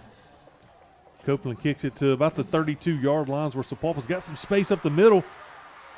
Joe Farmer and not good coverage right there. Not good. It was a short kick, but it wasn't high enough to force a fair catch. So Sapulpa takes it and goes over to our side of the field. They're going to mark it on the 45-yard lines where our defense is going to defend from on this offensive set for the Chieftains. So there's a nice little kickoff return. Man just split the middle of the defense, the kickoff coverage, and gets it to the Sand Springs 45-yard line, the best field position they've had to start with. So it's first down on Sand Springs 45 for Sapulpa. They did a little bit of throwing the ball, a little bit of running, but in open field, we had that one big pass play. Let's see when they have space if they're going to prefer to run or try to continue to pass the ball down the field. They got 5 receivers on this one. Empty backfield. Find a groove. Got a penalty. Delay of game. Going to be a 5-yard penalty against Sapulpa. They're going to be first down and 15. Going to mark the ball back at midfield right on the 50-yard line. Chris, I know we're calling a football game, but look over at the scoreboard how big the moon is above. I saw that earlier. Goodness, I'm glad you brought that out. So that's going to be the 3rd penalty against Sapulpa. 3rd flag. Going to go back to an empty backfield set. Got another penalty. Going to be a false start against the Chieftains. Going to give them 5 more yard penalty. So it's going to be first down and 20. Going to back the ball up to the 45-yard line. You see the crowd reacting to the penalties on both sides, and nothing better than to see the crowd excited and engaged in the game. Jacoby Van comes in for another defensive lineman. Gage Gunn comes out of the game. 4 minutes, 21 seconds to go in the first quarter. Sand Springs up 7-6 over Sapulpa. First and 20 moves them back to the 45-yard line on their side. So here we go. We're going to just stop ball right here. Yes, what sir. a hit right at the line of Yes, scrimmage. Sir, who was that? You see, I'm betting it's Smittick. He's, I hadn't seen, there's his number. It is not. That's going to be Jacoby. Jacoby made that big hit. Good job. Number 37 for the Sandites. No gain. Jacoby's going to come out there. He and Gage have been swapping back and forth based on what Coach Klink sees the personnel needs are. Gage Maybe Gunn's gave in him a the game. yard, so it'll be 2nd and 19 for Sapulpa on the 46-yard line. Clock's running, 3:40 to go in the first quarter. Sand Springs expecting pass. Sapulpa backs, has a chance. Oh, what a hit. What a hit on the far sideline. That looks like Trey Pope coming up with a big hit, but, man, the quarterback barely got out of there before he was. And I think it's Joe Farmer. Is it Joe? Yep. Okay. That is Joe Farmer, number 4. Hey, I got it right. That's right. First time all season. 3rd down and 15 for the Chieftains. The ball's marked at midfield, right on the 50-yard line. Clock's running with 3:10 to go in the first quarter. We were able to get a lot of pressure in there, made him step up, throw the ball a little fast, and Joe Farmer mopped it up. What Yes, a play. he did. 3rd and 15. Oh, here comes some pressure. He's going to deliver the ball. It's tipped. Dadgum. Number 17 for the Sapulpa tried to come down with a catch, tipped it off his hands, and just was in no man's land. And, man, the Sandites are usually fairly good about that and just fell right there for an incomplete pass. 4th down, 15 to go. Now, that's the Sand Springs defense that we're used to right there. That's right. So 4th and 15. Punting down here. Alex Dudley back, standing on the 15-yard line. The captain has a chance to do something special here. He's got it. Let's see if we're going to bring pressure. We're showing a little bit of pressure. 5 seconds to go in the play clock. Uh-oh. We're going to have to call timeout unless they want the penalty. They're going to take the penalty. They're going to take the penalty. It's going to be a delay of game against Sapulpa. They didn't have enough men on the field, so it's going to back it up. 5 yards really isn't make or break on a punting situation, but you got to make sure you get a good kick. And now that just gives us a little bit of energy to come after one. And let's see if the Sandites do indeed put pressure on the kicker. Yeah, I agree. So 4th and 20. When you got somebody like Dudley in the backfield catching the ball, why not?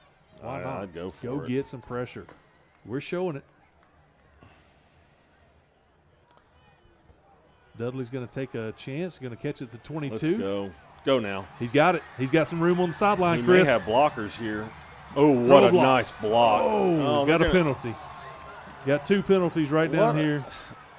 He was. Are they going like to he call was it a peel back block? Is that what they're going to call? Maybe. That's a good point. Now there's another penalty another out penalty here. We got here. flags everywhere, folks. It was It's raining yellow. not sure what this one up here was. There was no. Nice return. It's going to get negated a little bit, but Yeah. Bobby's asking for some clarification here. So if this was a block and this was against them, it's a dead ball over here just based on how it pans out. I thought it was a great block. I was also It looked looking like, at I mean, I saw it right in front of me. I thought it was a clean block. Birmingham was leading the way. Alex just got pinned on the sideline. Your point on the peel back, that those rules have changed a little bit. Yep. Kind of those defenseless scenarios is what they're calling it. 2 referees called the same block out of bounds here. What do we got? Personal foul. Unnecessary roughness. Oh, that's going to be targeting, Chris. Unsportsmanlike against Sand Springs. So we took both of those 15 yards. One was a dead ball foul. So instead of being over here on the 42-yard line, we're going to be backed up deep into our own territory. Man, look at this. If I'm not mistaken, is this it? I don't know. Maybe I don't know. I didn't see a targeting style penalty on that. It was a block, and then that was a dead ball. So we must have said something. Oh my goodness! When it's all said and done, the Sandites are going to be first down and 10 on the 18-yard line with 2:39 to go in the first quarter, leading 7-6. Chavez Williams is in the backfield for the Sandites. Got the bunch triangle right there on the end of the line. Nice. Here we go. Got a guy. Got some time. Easton, get out of there. Get rid of it. Man, oh man, oh man. Had a little bit of formation. Dom was deep, open in the backfield, behind everybody. Easton just couldn't buy enough time to get the ball down the field. Second down and 10 for the Sandites. Ball marked at the 18-yard line. I like the play call. That was a good play call. Chavez is swapping out with Tristan Birmingham. Number 12 is going to be the running back on this play. 2 receivers up, 1 down. So here we go. Gonna pitch it out to Birmingham. He's going to get a first down. Nice tackle by Sapulpa, but not enough. 14-yard gain for Birmingham. Taking the ball out to the 33-yard line. 32-yard line is where they're going to mark it. First down and 10 for the Sandites. He's just so dangerous in so many ways that you think you got him bottled up and he makes a cut back. I like what that shows us right there, and you might want to, hey, let's keep it on the ground a little bit here and see if we're into something. It's almost like Logan Wright coming across the formation here, H-back. We're going to throw it. He's going to go up top to Dom, and he's got a step or two. What a catch! Dom Forbes at the 20 or 33-yard line, 34. Golly. Just does what Dom does. It was not an easy catch. A little bit of high ball. We got a penalty. They did give the hand suggestion, holding against the Sapulpa Chieftains. We're going to decline it. First and 10. They're going to mark the ball on the 34-yard line. Chris, he just goes up. It was a high ball. You saw how he was trained to keep his toes down, because even though he wasn't on the sideline, he didn't know that, kept his feet down, and was able to come down with a big catch. Huge. Chavez is going to run up the middle, bounce out to the left, does pick up about 3 yards, taking it down to the 31-yard line. Second down and 7 for the Sandites after that run by Chavez. Birmingham checks back into the game and running back. It's about 3-yard gain. Be second down. Clock's running, 1:20 to go in first quarter.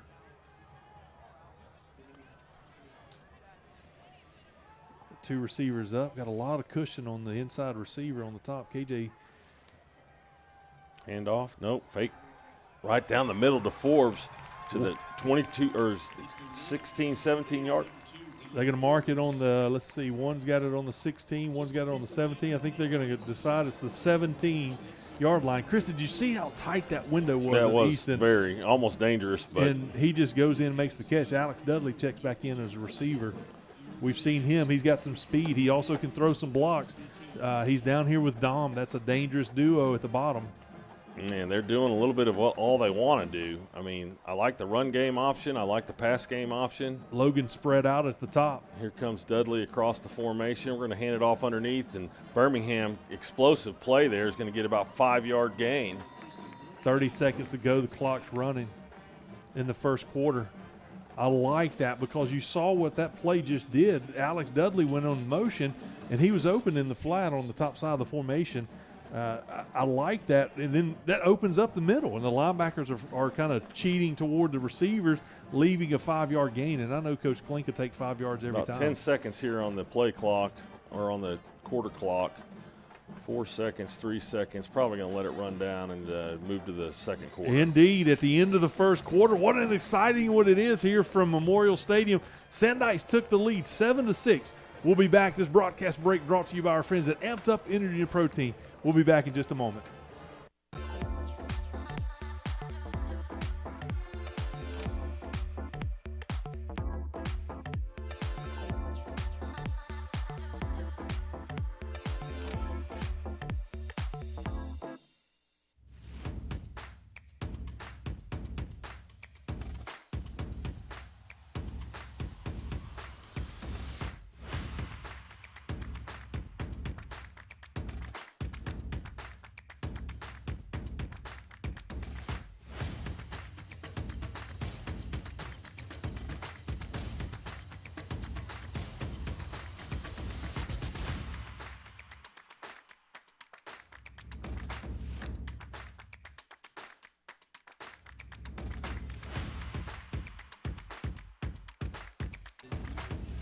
We're back here starting the second quarter, Chris, and we just talked about one of those sponsors. American Heritage Bank is presenting a check on the field right now for $5,000 for each of the schools here tonight, and that's we appreciate you guys at American Heritage Bank for always taking good care of our schools, and they do a fine job, Chris, of showing the Sandites and the Chieftains how much they appreciate it. Yep.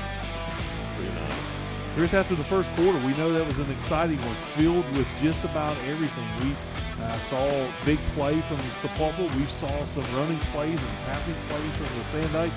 We saw our defense show up. Their defense shut us down on the fourth down. Not much more you can ask for. We have the slight edge coming out of the first quarter, 7-6, and penalties have been on both sides. But on this particular drive, we've been able to see a lot of things that the Sandites can come away with, and really showing a few weaknesses on the Sapulpa side. Well, it's 2nd and 5 on the 12-yard line. Sand Springs going in. Birmingham's in the running back You position. find out life's this game of inches.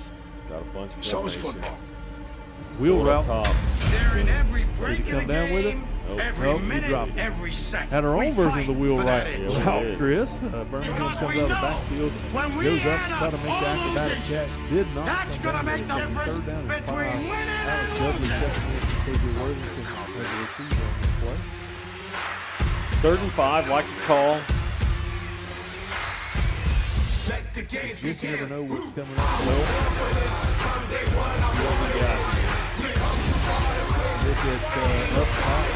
You got Salazar down here on the field. But Dudley make the play. Oh, got Touchdown, it. Sand Springs. Dudley goes and makes the diving catch inside the end zone with 11 minutes, 47 seconds to go. Sand Springs, we take another, extend our lead by another touchdown with Copeland on the PAT coming. I love the route. Kind of a quick double move. He fakes the slant inside and then comes back on a fin route across just the goal line. Easton delivers it. Alex Dudley dives, catches it, and Sand Springs up 13-6. Copeland kicks it, and it's good. So with 11:47, we go up 14-6. Chris, what I liked about that is you saw Easton. There was some pressure coming right in his face, and he just rolled out and threw a little sidearm pass to his good buddy Easton Dudley, and makes a touchdown. Well, the one thing you and I talked about on the break off air was just the ability to run the ball and throw the ball and scatter the ball around, and it's hard to determine what we're going to do next. Yep. And that makes it really, really tough for Sapulpa to figure out how to defend this offense. So we're getting everything we want, I guess is the way I would say that. So far, so good. Sand Springs takes an early lead here right at the top of the second quarter. 11:47 left in the second quarter. Sand Springs is up 14-6. TV timeout on the field. Let's see if we got any scores out here that we want to pay attention to. We've got Ponca City's up over Putnam City West, 14-0. Muskogee's up 21-0 over Putnam City North. Piedmont is up over Putnam City 7-0. We probably, unless things change, we may see Piedmont throughout the playoffs in some way. Yep. Southmore and Stillwater tied 7-7. Bartlesville's up over Capitol Hill 34-0. Choctaw beat Northwest Classic 72-0. That must have been the last night. We want to invite you down to Anthem. So we'll keep an eye on that Muskogee score and see where that leads them after tonight. If they're going to be in third place, or will they drop down YouTube channel one more to spot? Talk all things Sandite football through the whole season into the playoffs. It's Been gonna be having a lot little of fun. pooch kick. We hope to Let's see see you what downtown. Copeland does here.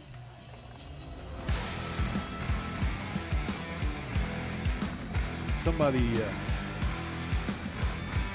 There is a pooch kick. He's going to try to bring it across the field. We're going to have to stop ball here. Too many yards. That was Joe Farmer comes Right up with down to an ankle. midfield at the 50. Farmer grabs him by the ankle, trips him up, and brings him out 46-yard lines where they're going to take over 1st and 10. Looks like there might be a discussion. Is there a penalty on the field? No insurance. I did not see it. There's- Bobby's asking. There might be. White Hat's calling something out there. Holding. Illegal use of the hands or hands to the back. I see the flag on the 40-yard line. So they're going to back up Sapulpa now. It's going to be 1st and 10, but they're going to be starting closer to, well, it's hard to tell where they're going to mark it, Chris. I think we've seen these guys here before. We have. The 30-yard line is where they're going to start 1st and 10 for this offensive set for Sapulpa. So that'll be the 5th penalty against the Chieftains. 1st down on the 30. We've got our extra down lineman in. Jacoby's in. Try to get a few extra bodies. It looks like we're bringing some pressure. 1, 2, 3, 4, 5. That's 6 of them. Power it up right here. They're a Big boy. running back. That's going to be big Waylon. Waylon Brockodell. Waylon's going to bear hug About him a 2-yard first. gain. 2nd down and 7 for the Sapulpa that- offense. Is that Jacoby coming off? It was, and Gage is in. So they're going to bring the smaller package out there. This will be a 3-yard gain. So 2nd and 7 for the Chieftains. The 33-yard line. Notice that Trey Pope and, we got a false start penalty against Good. number 17. I've noticed Trey Pope and Junior Ballard are swapping. I wonder if the defensive coaching staff wants them on a certain receiver, because I've seen them swapping sides of the field, almost Yeah. like the defensive line And does we sometimes. haven't really seen that this I know. year. So you wonder if they like the matchup. Does Trey match up with number 17 better? Probably. And you got Joe Farmer playing some man coverage down here. Alex Dudley floating in the back as a safety. They're going to roll out the pass. Devin giving pressure. Oh, he missed. Oh, interception. Is that Sand Gage? Springs. Gage Gunn. Looks like Gage Gunn. There's that tip drill that we talked about earlier That's tonight. your first takeaway. Devin McCullough starts that with some pressure rolling off the defensive Yep. end position and just forces a pass. It wasn't always easy, and it just tips off the receiver's hand right into Gage. He makes a diving catch. So Sand Springs, we're going to take over 1st and 10 from the 34-yard line Huge with play. 10:45 to go in the first half. Huge play. This can break the game open right here, It Will. can. This can break the game open. Let's see what we do. Got single coverage down here with KJ. Paxton, rather. Easton's going to call his own number, get out to about the 29-yard line. He saw an opening right in the middle, and a guy just dove and tripped him up. He did pick up 4 yards on the play. You could bring up 2nd down, maybe 5-yard gain. 2nd down and 5 for the Sandites. Ball marked at the 30-yard line. Yeah, if he doesn't get tripped up there, he's going to get a 1st down. Lots of green space. Empty backfield. Got 4 wideouts. Logan's on the line up top, bringing a man in motion. Javari. About 2nd and 6. Easton's going to pass right down the middle. Logan. Logan Wright. 8-yard pickup is going to bring up the 1st down and 10 from the 23-yard line. I like that. We don't see that often, but when Logan just snuck up on the line of scrimmage, snuck out of the back, off the line, and picked up a big 1st down for the Sandites. Now we got Chavez in the backfield with Easton on this 1st down and 10. Probably slow it down a little bit, hand it off. Well, East is going to change the play here. Defensive end on this side looks like he's going to bring some pressure. Looks like they're going to bring pressure from both defensive ends, outside linebackers. Handoff up the middle. Chavez has some room. He's going to get about 7 yards. They're going to mark him down, 6-yard gain, going to put the ball at the 17-yard line. Check that, 16. I love these spots. One standing on the 7. Okay, Yeah, they're back at the 17. Here's another handoff to Chavez. You get maybe one, maybe back to the line of scrimmage. They're going to go no gain, be 3rd down and 4 for the Sandites. Clock's running with 9 minutes to go in the first half. This will be the 5th play of the drive. What did you call it? 3rd and 4, 3rd and 5? It shows 3rd and 5 on the scoreboard. It's right there, long 4. So here we got Tristan Birmingham checking into the game. Like to get him over on the edge and let him run. You got some space on the top side of the field. Here we go. Bringing Logan down on the bottom. Here comes KJ. Here we're going to pitch it out. Nice buried block right there. So he's not going to get very much, maybe 2 yards. Take it down to the 15-yard line. Bring up 4th down for the Sandites.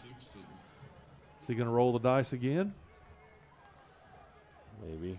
Looks like everybody's staying put. As aggressive as this has been, they might get Sapulpa to jump off sides, give us a 5-yard penalty. About 8 minutes on the play clock here in the second quarter. Looks like Coach Klink's going to go for it here. Tristan Birmingham in the backfield, heavy set. Kind of the triangle on the top side. Uh-oh. Get rid pressure. of it. Oh, no, it's a fumble. Sean Hatcher picks it up. Going to go Big for Hatcher, the first down. show me something. He's going to take it down to the Hatch 19. Daddy. So that'll be, what, a fumble sack? Or was it just a fumble? I think he was trying to throw the ball as he was being pulled down. I think he fumbled the ball before he was sacked. Okay. Hatcher picks it up, does get a couple yards, but the ball is going to be marked at the 19-yard line. That's where Sapulpa is going to take over 1st and 10 on this offensive series. 7:48 to go in the first half. Sapulpa is still trailing the Sandites 14-6. Well, that'll be going down just as a turnover on downs. It wasn't pretty, but Sapulpa takes over here with 7:48 in the second quarter on about the 20-yard line.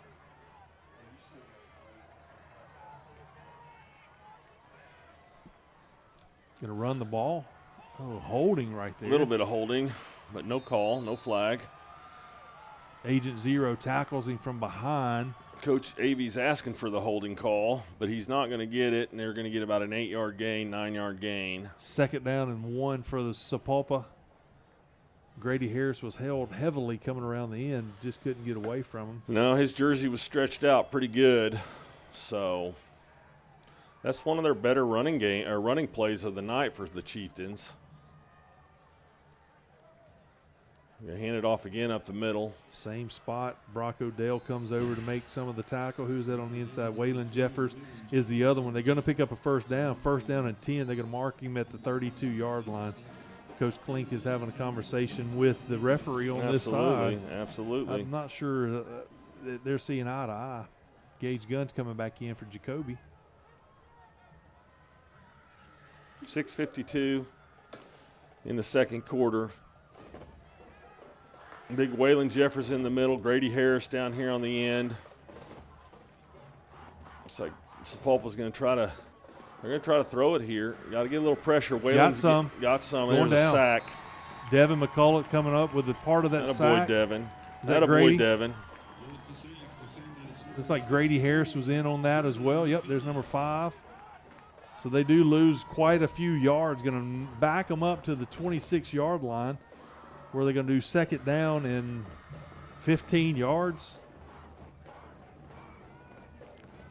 It's also, you got to give credit. You got some single coverage over with Dudley and the defensive back, Junior Ballard. Gage Gunn was kind of playing a little zone coverage out in the flat. Couldn't get him open quick, so that gave our guys enough time to get him down. Running up the middle and just getting nothing. 66, Aiden Ryan comes up with a big Look at this, defensive man. stop. These youngsters, Aiden Ryan, Devin McCullough. They play on the same side of the defensive nice. line, and they are looking really good. Be 3rd down and 16 for the Sapulpa Chieftains. 5 minutes, 30 seconds to go in the first half. Great defensive stand. Last time Sapulpa had the ball, we got a takeaway. So 3rd and long. Obvious passing down. Grady gets inside. He's going to get held. They do get right? it back to the line of scrimmage, or the original line of scrimmage, but that's 4th down. 4th and 10 Look for at Bobby's Sapulpa. asking. He's like, dude, that is as blatant a hold as there is. I'm not sure how they don't call that a hold, but they call a pancake block a hold. And so it's just interesting that but we're getting a lot of pressure on the quarterback right now.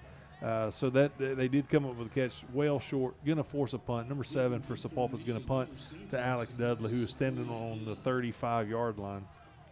Clock's running, 4:40 to go in the first half.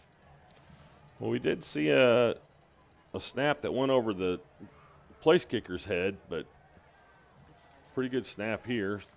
Big high punt. Dudley's going to try to return it.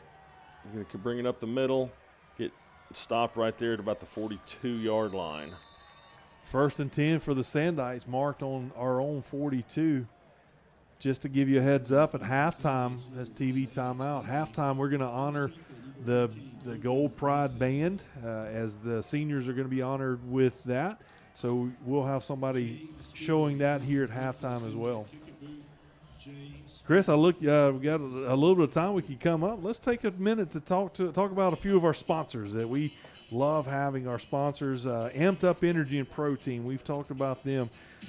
Hill Spring Church, Project Dude Man, Cura Medical, Church That Matters, and tonight Sand Springs Flowers. I noticed that last night Church That Matters was the church that fed the boys at their team meal. It's always good to see how our faith community in Sand Springs takes a vested interest in our boys and the trainers, and it was always good to see that happening. So thank you, sponsors, for being so invested in our kids. It's a lot of fun to see that. Pretty special community here in Sand Springs, and it's pretty awesome. Sand Springs, this will be their 5th possession of the game. 4:21 left in the second quarter. They are leading 14-6 right now, and would like to put some more points on here. Bobby chose to go for a short, had a chance maybe to put some points on the board with a field goal. But right now it's 14-6, and Sand Springs takes over here. Easton's got a man. It's, again, Dom Forbes. Touchdown, Sand Springs. No flags, Chris, so that is going to be a good touchdown. We've seen them do it all season That's long. just routine. I mean, I hate to say it. I hate to be that way to maybe some new viewers. We've watched this for 3 straight years. That's right. That right there. Dom Forbes gets behind 2 defenders and just showed his speed. It just fell right into his hands. So they make it look really easy, and here comes the swinging gate. We've seen Sand Springs. We've done this a little bit after a big touchdown. Let's see if we're going to snap the ball or if we're going to actually bring it back in to kick it. Easton Webb's out there calling the plays.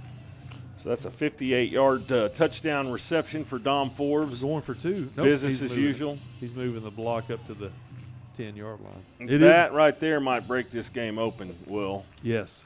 So there's the kick. It's up. It's good. Extra point is good.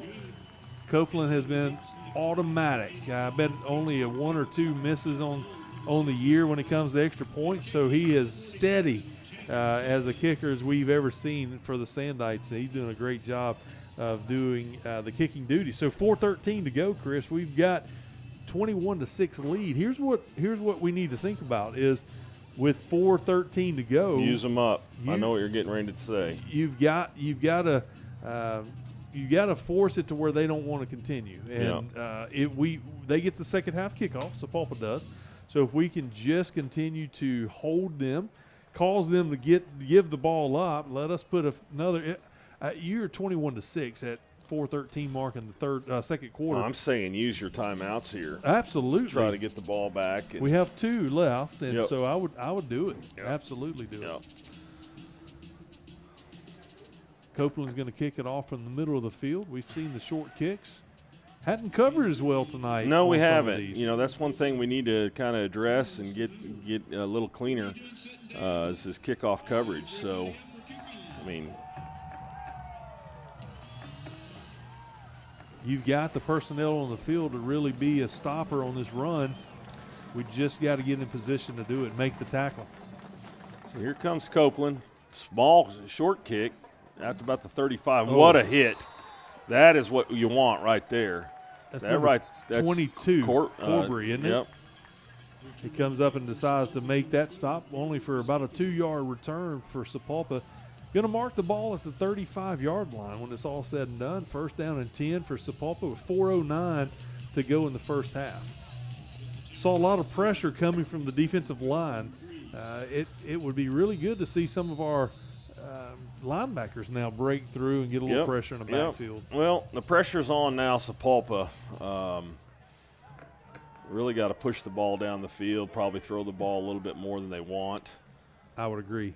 So You want to try to get some points here so you can try to kind of double it up with the kickoff coming out. a little twist stun in the middle. Oh, nice play. Nice catch. Uh-oh. It's trouble, Chris. We could tackle him right there on the 35, 36. Number 1 goes up and makes a high catch. Going to take it deep into our territory. Going to bring them down at the 34-yard line. First down and 10 for the Chieftains with 3:58 to go in the first half.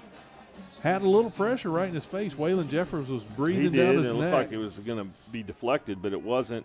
Nice throw and catch by Sapulpa. Give him credit. Yep. Get a first down here on the 36-yard line, 34-yard line. Clock's running, 3:45 to go.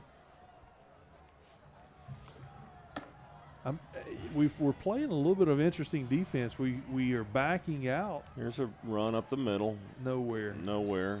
Maybe back to the line of scrimmage. They're going to give him a 2-yard gain on that. That's a generous spot. They're very generous. Second down and 8 for Sapulpa. 2-yard gain. They're going to back it up now, Chris. It's going to be a 1-yard gain. See, they heard me. They did. I like that. Let's keep talking about it. I thought 2 yards was a little bit generous. They I did did too. get to the line of scrimmage. Let's see what they do here. Sapulpa's had some success throwing the ball in the last couple plays. Let's see if they try to exploit some of that. So Sapulpa's got it on the 33, going in their own territory. He's got a little pressure. A little bit of holding. But He's going to throw it up top, and it's going to be intercepted. oh, man. Had a chance. Joe Farmer Farm dog. was coming hot and heavy to make that catch and just could not Farm come dog. down with it. Joe's going to want that one back. Yeah, There's he no would. doubt about Yeah, he that. would. He might have took his eye off just at the moment to see how much, green grass he had in front of him. He had a little bit. Yeah. Third down and long. Third down and 9 for the Sapulpa Chieftains. 2:47 to go in the first half. That just didn't look good. That was a pass that was not crisp. That was just threw it up for grabs, actually. Yep. 4 receivers, 1 running back on this formation. He's Pressure. back to pass. Here's a little screen. He misses it. Number 4 for Sapulpa couldn't come down with a catch. We had a little pressure. Brock Odell put pressure and hands up in his face and kind of overthrew his receiver. Seems like the quarterback's a little rattled right now. That I thought for a second we had so many people coming. It looked like a screen pass, but we just I don't know. It didn't look good. It was just a delayed screen. So getting Gage Gunn in position there. Here we go. Bring some pressure. Brock Odell. Come on. That's not catchable.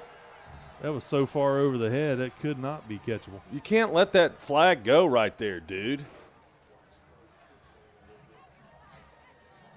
We get pressure. Brock Odell is in the face of the quarterback. He just launches it.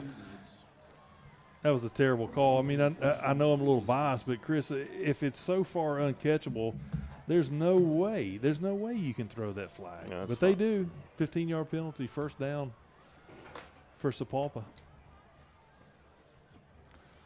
2 minutes and 41 seconds to go in the first half. Crazy. I have So we're flopping Jacoby Van out for Gage Gunn. I've enjoyed watching the pressure just coming right up the middle. They have not slowed that down. Be the 4th penalty on Sand Springs tonight. A little questionable. We're going to hand it off up the middle. We're going to get no gain. Runs into one of our linebackers. 1 yard gain.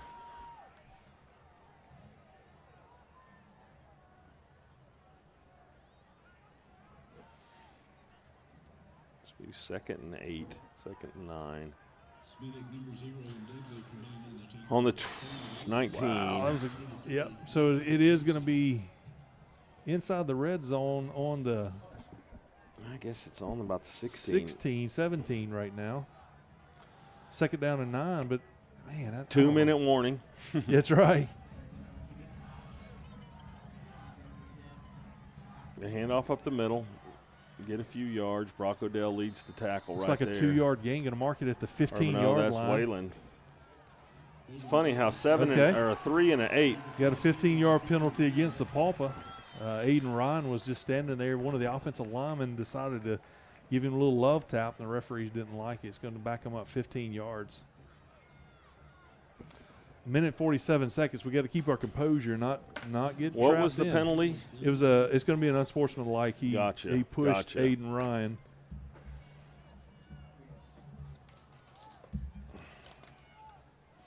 So that'll be the 7th penalty against Sapulpa Chieftains. Personal foul instead of unsportsmanlike. Yep. Personal foul. They're going to mark the ball back at the 30-yard lines where they're going to take over 3rd down and long with a minute 47 seconds to go in the first half. Wow. You almost here you've got to throw the ball. I think that's move it back to the 30. Right on the 30. Gage Gunn comes in for Jacoby Van. Add that extra defensive back in. It's a 3rd and 21. We're showing pressure. Grady Harris is ready to go. He's cutting in the middle. He's coming. Oh, got him. Grady Harris. What a stud. What a stud. Tackles him by the ankle. Going to take him out to the 37-yard line. He fought off 2 offensive players and gets the sack, shoestring sack, but I'll take it any way you can get it, Grady. Absolutely. Sapulpa calls the timeout with a minute 22 seconds to go in the first half. Again, just a reminder at home at halftime. Sapulpa called it? Or Sand Springs called it? It may be Sand Springs that called it. Coach I wouldn't think Sapulpa would call it. Yeah, I see that up on the scoreboard. It is the Sand Springs side. I wasn't watching. I'm using my intuition, my football intuition.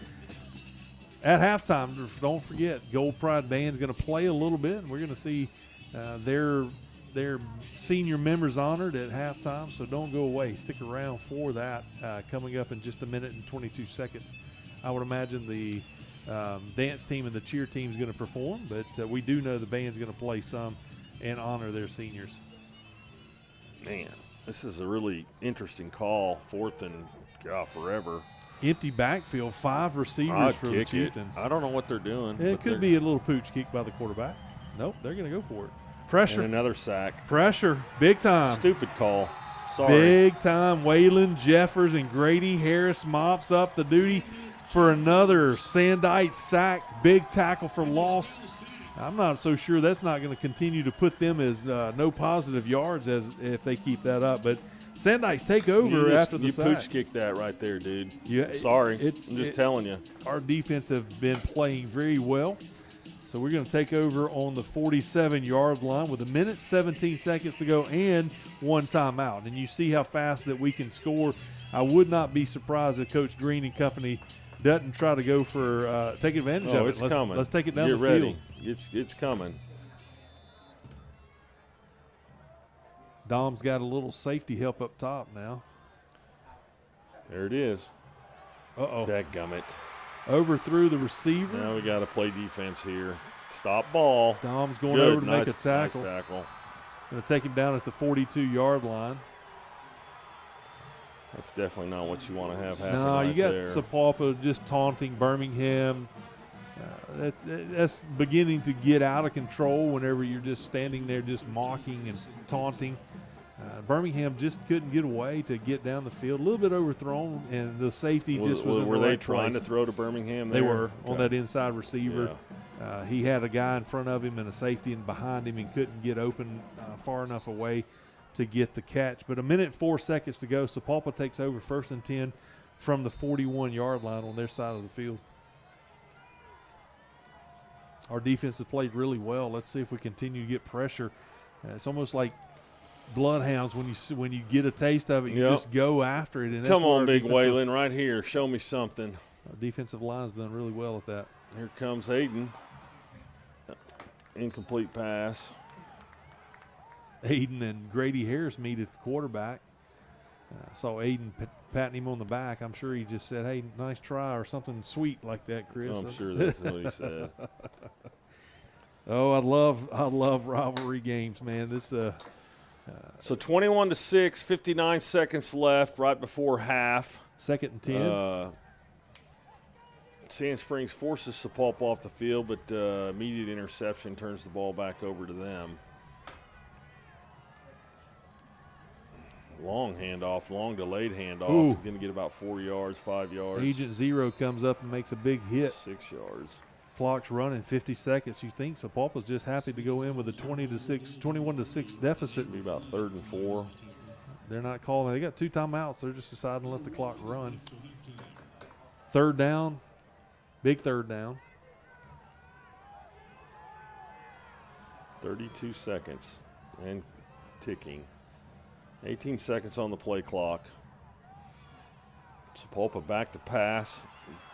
Throw it over here underneath. Oh, big hit. Big hit. It's going to be Trey Pope over there. So that will stop. Number 2 is the receiver. Got number 10 coming up making the big tackle. Or Mr. Bob gave Emery Smith credit for the tackle. Did he? Yeah, he did. It's going to be a timeout. Sapulpa's going to call one of their last 2, so 19 seconds to go in the first half. Sand Springs up 21-6. Chris, it always baffles me. We see Sapulpa let 20 seconds or so run off the clock, and then all of a sudden there wasn't too much passion there, was it? Yeah. They weren't wanting it. They pick up a 1st down and then decide to call a timeout with 19 seconds. The ball is on the 46-yard line. So questionable clock management. Yeah, you wonder what's up there. Are they going to go deep? They're going to try to do the wheel route. They're going to just try to take it in. But it's just interesting timing of when they called their timeouts. 19.5 seconds to go in the first half.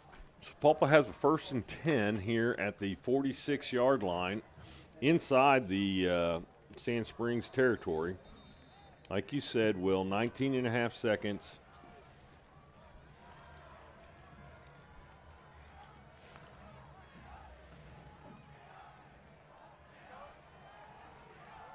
They're going to bring out 4 receivers, 1 tailback in the backfield.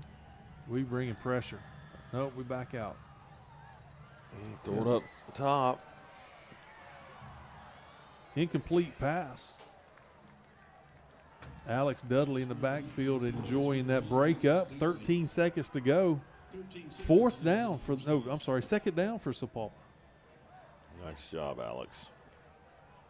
That was kind of one of those Hail Mary type passes that we had 2 defenders in the area, and Alex goes up, almost makes the catch. Well, I thought there for a moment he had an interception.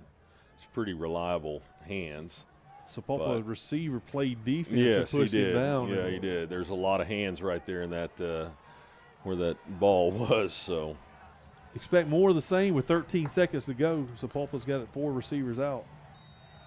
So 2nd and 10. Is that a flag? That's a delay of game. That's about the 3rd I know of delay of game. So they're going to back up 5 yards. Be 2nd down and 15.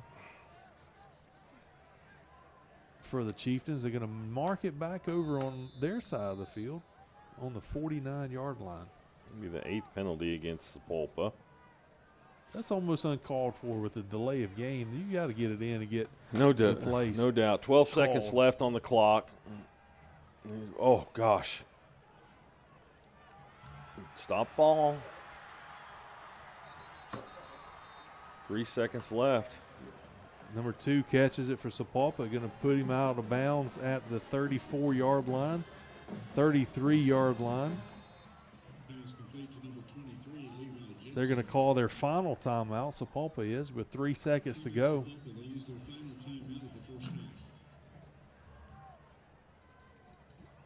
I see Aiden Ryan coming across, sometimes running like a crisscross Yeah, blitzing they are. package. There's a lot of twist stunts going on. And they are doing a really good job of confusing the offensive line to where it's allowing them to create some pressure.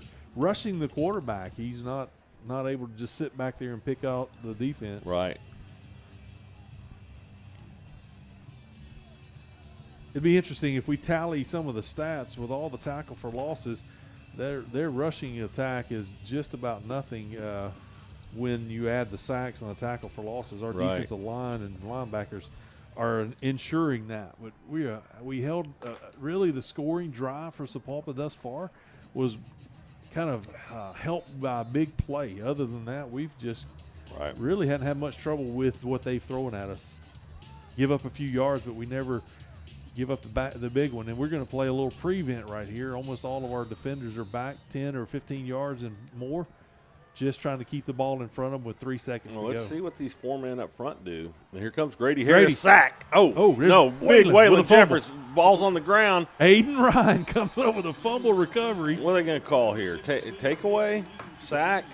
No time on the clock. No time on the clock, but Big Waylon hit him from behind. I called it. I said, watch these 4 guys up front. You got 4 guys. Big Waylon comes up. After that crisscross block, I see the instant replay, spins off a block and makes a tackle, knocks it loose. Aiden Ryan, number 66, picks it up. Wow. And that's how the first half's going to end. So we're going to step away. It's been an exciting first half. The Sandites go in at halftime leading 21-6. We're going to be back just before halftime's up and kind of talk about what we think we got to do to secure the win for the second half. But enjoy the halftime. You're going to see the dance and cheer and the band. So enjoy that live here from Memorial Stadium. This broadcast break's brought to you by our friends at Amped Up Energy and Protein. We'll be back in just a little bit.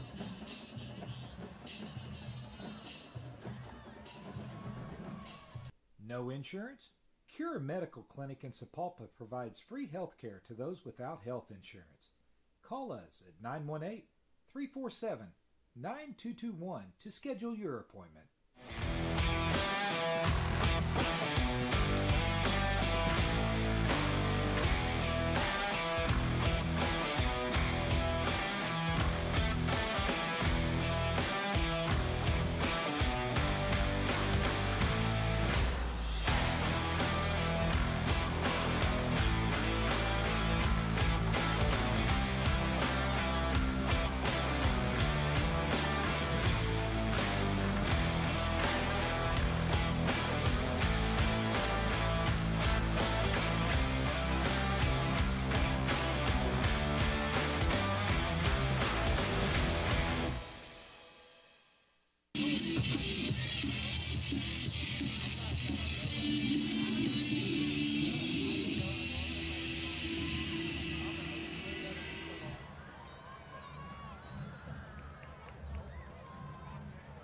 Let's welcome Sandite varsity cheer.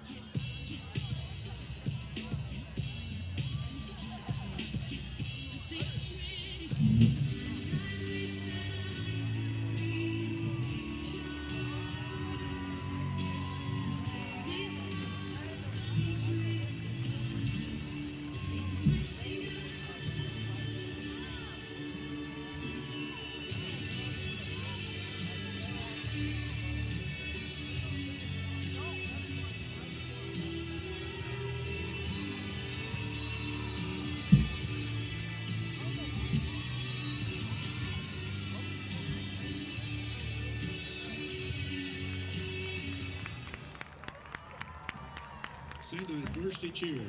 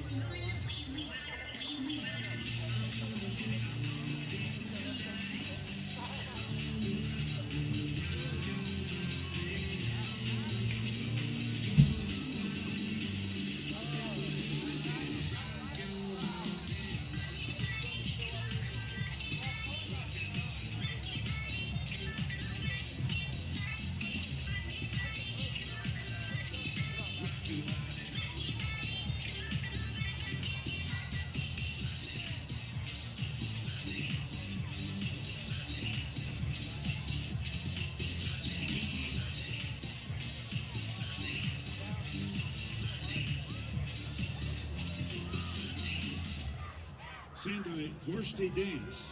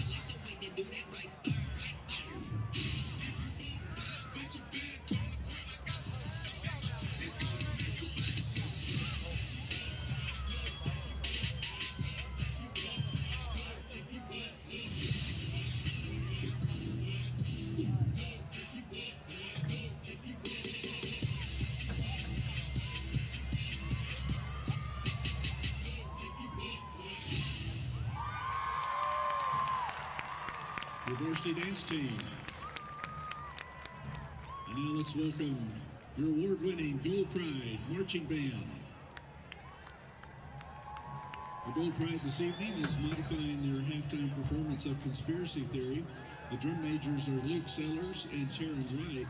Our senior soloists tonight, Lexi Sims, Elizabeth Arbuckle, Jack Winchester, and Anya Stiles.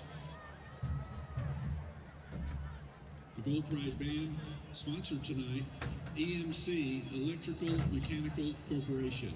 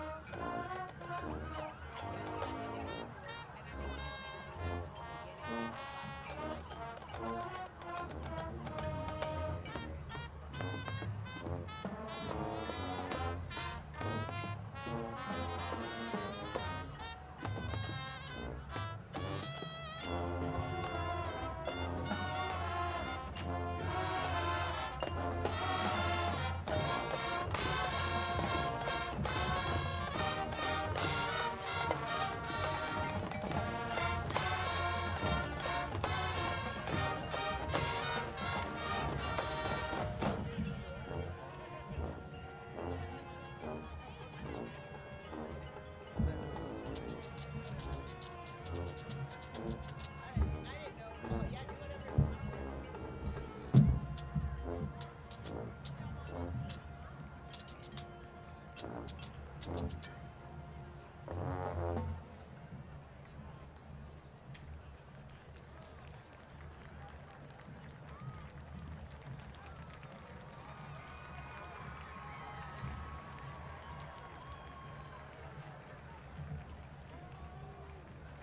our great privilege tonight and honor to introduce you to the Sandite Gold Pride Marching Band Seniors. Our first senior band member, let's welcome Elizabeth Arbuckle. Elizabeth is the daughter of Ashley and Brian Arbuckle. Elizabeth has played baritone and trombone in the band for 9 years. Miss Elizabeth Arbuckle.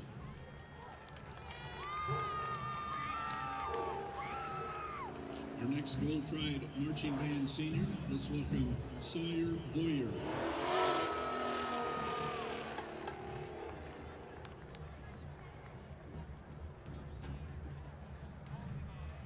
Sawyer is the daughter of Mayo and Scott Bauer. Sawyer has played percussion in the band for 7 years. Miss Sawyer Boyer. Our next Sandite Senior band member, let's welcome Alex Byers. Alex is the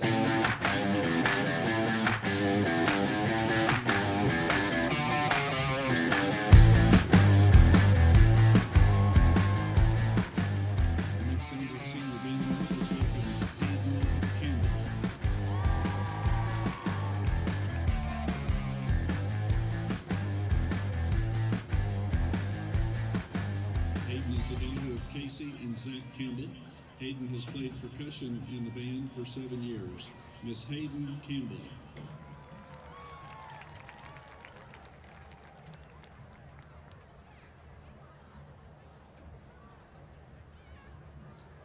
Our next Sandite Senior band member, let's welcome Briar Crossley.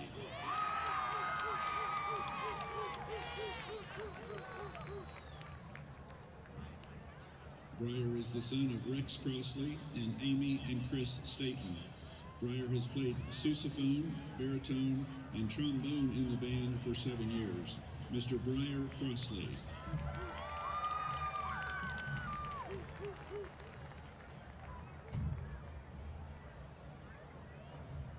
Our next Sandite Senior band member, let's welcome Rafi Huff.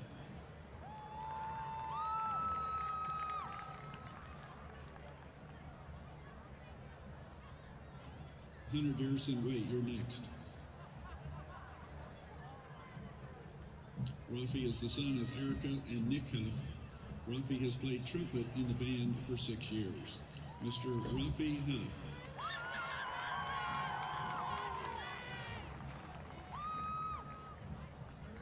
Our next Sandite Senior band member, let's welcome Hunter Garrison.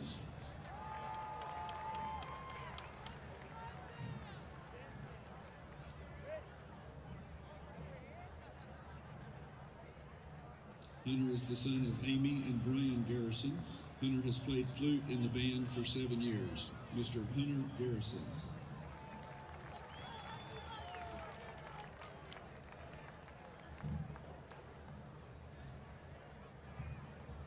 Our next Sandite Senior band member, let's welcome Caitlin Casper.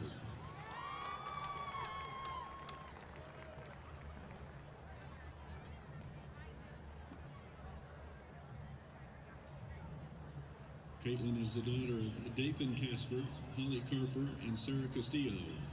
Caitlin has been a member of the Color Guard for 4 years. Miss Caitlin Casper.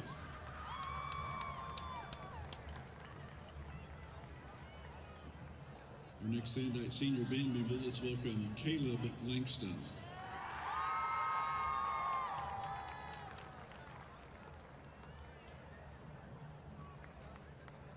Caleb is the son of Kara and George Langston.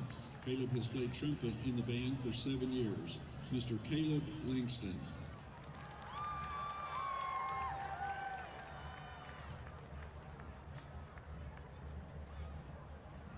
Our next Sandite Senior band member, let's welcome Joe Poletic.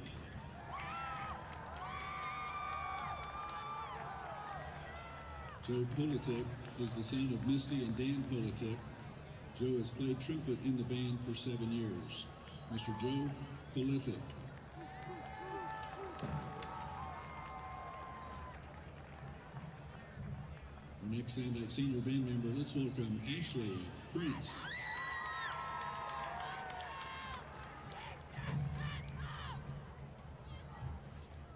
Ashley is the daughter of Lori and Rick Prince. Ashley has played trombone in the band for 7 years. Miss Ashley Prince.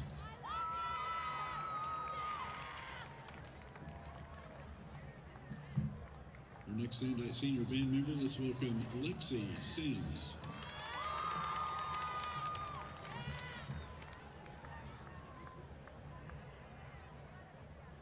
Lexi is the daughter of Jennifer and William Sims. Lexi has played percussion in the band for 7 years. Miss Lexi Sims.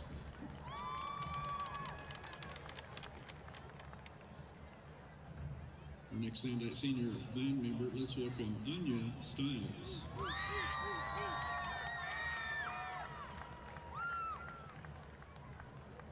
Anya is the daughter of Julie and Lamonte Stiles. Anya has played saxophone in the band for 7 years. Miss Anya Stiles.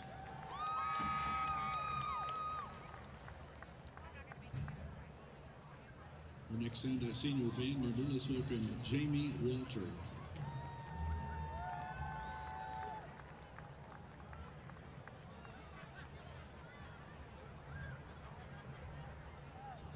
Wait, Taylor, you're next. Jamie Walter is the daughter of Lisa Hall.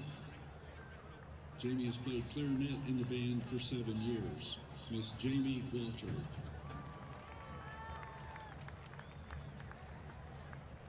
Our next Sandite senior band member, let's welcome Taylor Tarrant.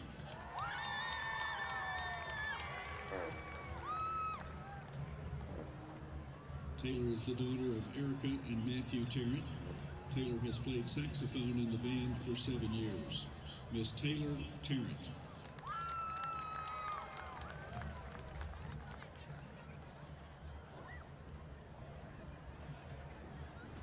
Our next Sandite senior band member, let's welcome Jack Winchester.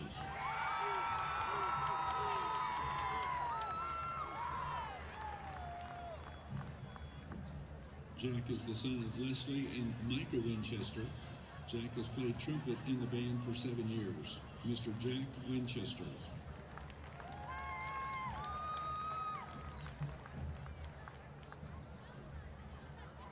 Our next Sandite senior, let's welcome Molly Wright.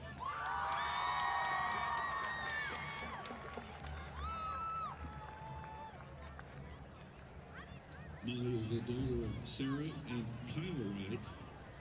Molly has played percussion in the band for 6 years. Miss Molly Wright.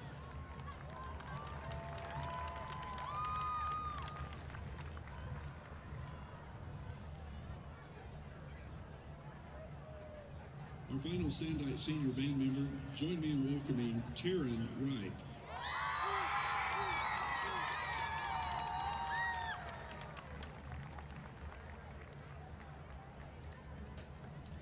Taryn is the daughter of Robin Stang Wright, James Wright, and Adam Stang. Taryn has played the saxophone in the band for 7 years, and she has been our drum major for 1 year. Miss Taryn Wright.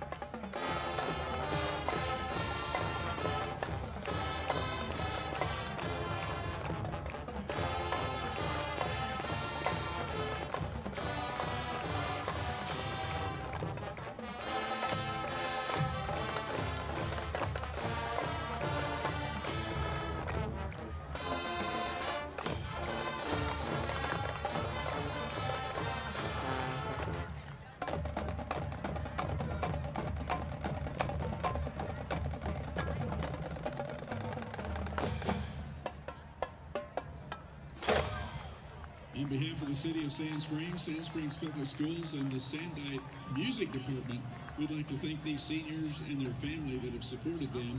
We appreciate all the hard work, the early morning practices, the long bus ride to competitions. Again, thank you. Thank you for representing our community and our school.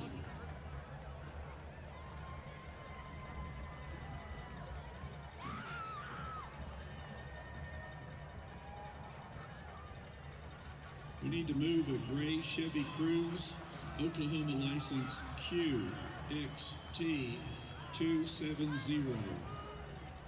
Gray Chevy Cruze, Oklahoma license QXT270. The tow truck's been called.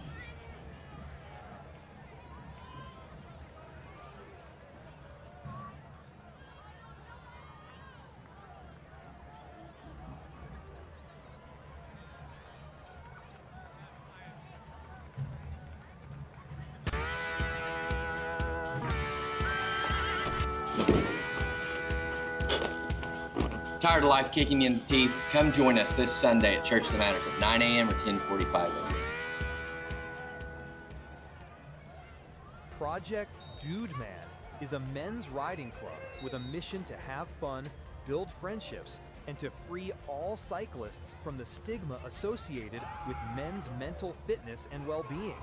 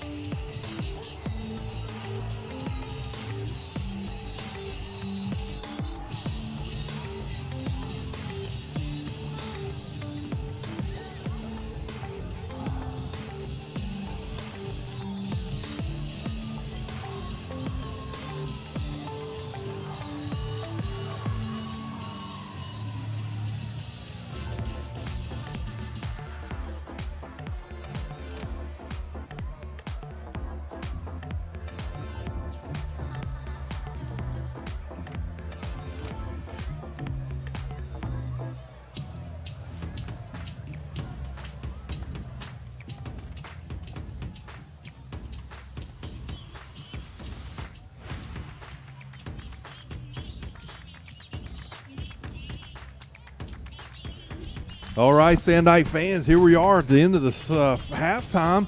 Sandites leading 21-6. Kickoff coming. Sapulpa's going to do it, Chris.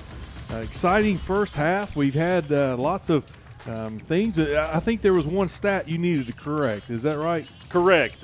We missed that first touchdown. I had Dom Forbes making that original touchdown, but it was not. And my apologies out to the Worthington family and KJ. KJ makes a huge play in the back of the end zone, keeps his feet in bounds, and that's what started the scoring barrage for Sand Springs. That was the first touchdown of the night, and I didn't recognize it. My bad. So, KJ, way to go, way to get your feet in bounds, and nice catch in the back of the end zone. We talked about him all season long, been that crucial go-to man at third and fourth downs, and he just came up big, caught it in the back of the end zone for an arm vantage point. It was a little distance. We thought it was Dom. We do apologize for that. Yeah, we just get going and don't pay close enough attention, and that's not on us, and I apologize. Here's the kickoff here. Second half starts. They let it bounce. That's not very smart. Golly, he gets out of a bind right there. Man, I am not very satisfied with the kickoff coverage tonight at Sand Springs. Has not been clean. Looks like we got a flag coming on the play. Might be another right off the bat I personally. thought it was a holding. I thought was what the black Tired of life hat kicking in the referee teeth? Come join was us this stating Sunday that at the Church white Center hat at back 9 there is a.m. or pointing. 10:45. I don't see the flag where they actually threw it. Let's see what the referee calls. Personal foul Oh, wow. or holding. I Okay, guess. okay. Holding, 10-yard penalty, going to back them up. So they're going to mark the ball at the 21-yard line. That's where Sapulpa's going to take over first down and 10. Didn't see, I didn't see the flag. Still don't see where he threw it, but had to be somewhere around the 30. Well, that's going to be the 9th penalty against Sapulpa. You know, I track that. I think that's a very important dynamic to track. Sand Springs leads 21-6 here on the start of the second half. Here he goes, hands off up the middle. He's going to try to bounce it outside. Brock Odell. Brock Odell, Emery Smith, Whalen, Whalen, Joe Farmer, all four of them in there to make the stop. Chris, it'll be interesting when we talk to Coach Clink next what he sees in the personnel that triggers Jacoby or Gage Gunn. And I know it's got to be something with the package. I don't know if it's where they bring in a heavy set to where they think they're going to run the ball, so they bring in Jacoby, or they take that personnel out and bring a little lighter package in and bring Gage back.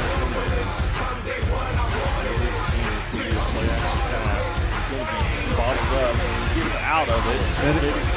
Brock Odell. 2-yard gain is all he's going to get out of that run. It's going to be third down and 8 for the Chieftains. Just collapsed. The pocket collapsed, forced him out, and Smithick and Brock Odell took care of him on the outside. Clock's running. So here comes Gage Gunn. So obviously it's a passing down that they're keying off of to personnel change. When they bring in those receivers, it's usually a 5-receiver package. This is 4 receivers, got a tight end in there. So it's going to be 3rd and 8. Downtown Sand Springs. Every Tuesday night, 6 o'clock. Sapulpa showing pass. Pressure. Comes some pressure. Led by Brock Odell. He's going to throw it out of bounds here. Got a man deep. Just couldn't make it. Just threw it away. So it's going to be 4th down and 8. Ball's marked at the 22-yard line, 23-yard line. An obvious punting situation for the Chieftains. You don't want to take a chance this deep into our side of the field with the 4th down play. Well, that's about as good as you can ask your Sand Springs defense to come out of the half. And something you and I talked about off air, but we need to bring it back on air, is Sand Springs is evidently winning the game in the trenches. The line of scrimmage on both sides of the ball. Sand Springs is doing a phenomenal job offensively and defensively.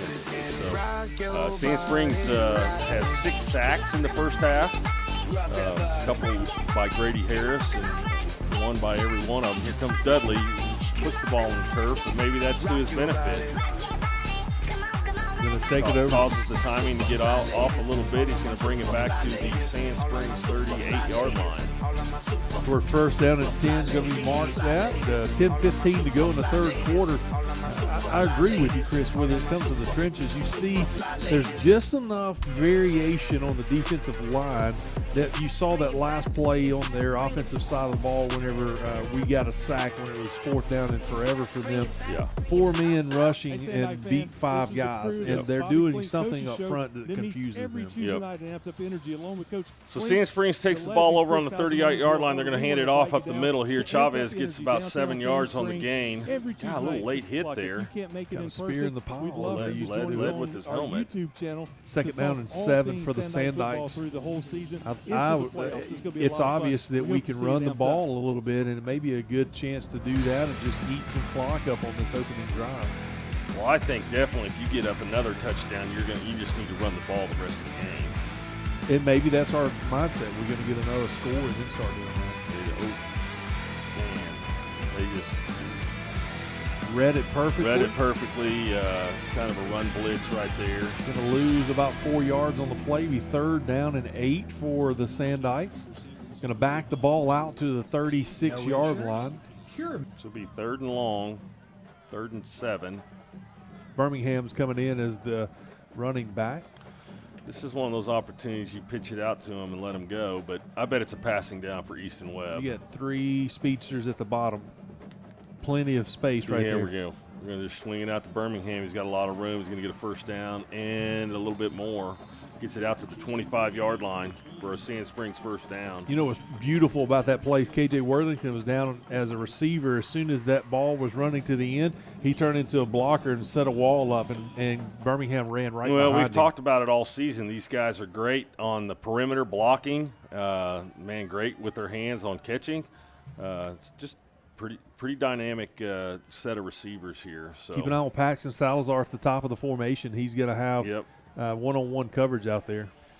So 1st and 10 on the 25-yard line for Sand Springs. They're going to hand off to Birmingham up the middle. He's going to fight for about 4 yards. Pretty tough run. Going to bring up 2nd down and 6 for the Sandites, 21-yard line. They're going to give him just about 4 yards. Yeah, about 4 yards. So it will be 2nd and 6. Clock's running, 8 minutes, 10 seconds to go in the 3rd quarter. I like this. Now you got Dom as a one-on-one coverage down at the bottom, tight side. You got a slant possibility. I think Easton just saw that. Yeah, he did. We're going to throw it across the middle. Nice slant. Get down to the 10-yard line. KJ comes up with another big catch. KJ Worthington.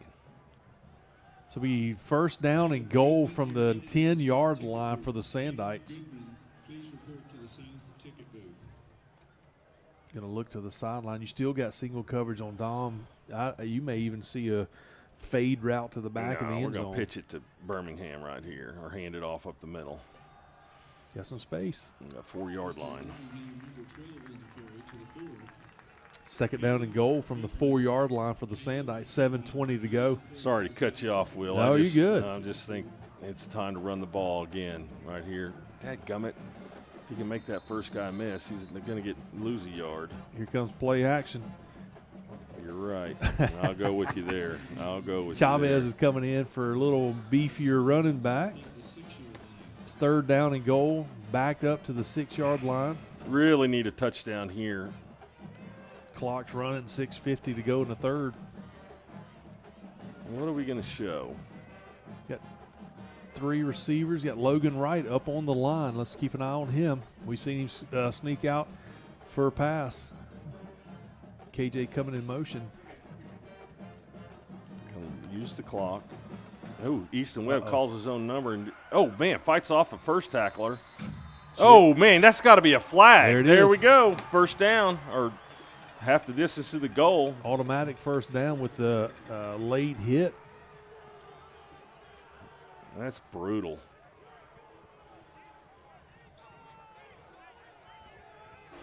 You know, you like a good, hard-fought game, but cheap shots is not the way to do it. No, especially on your QB. He was down. It was obvious.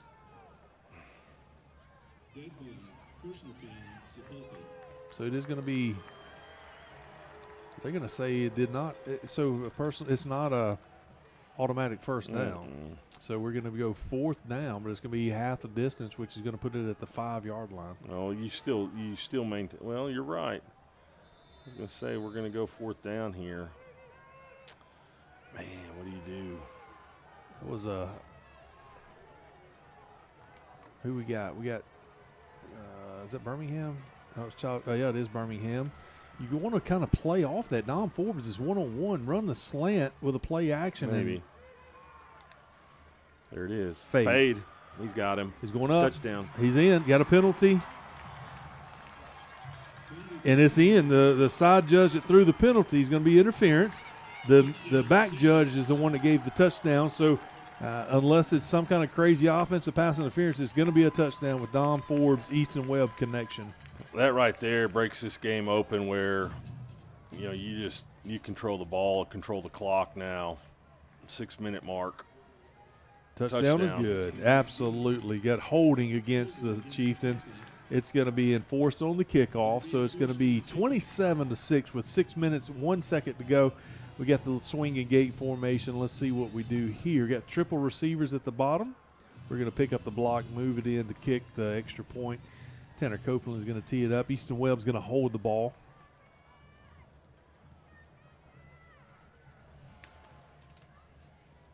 Snap's good. Kick is up. The kick is good. So with 6:01 to go, the Sandites extend the lead 28-6.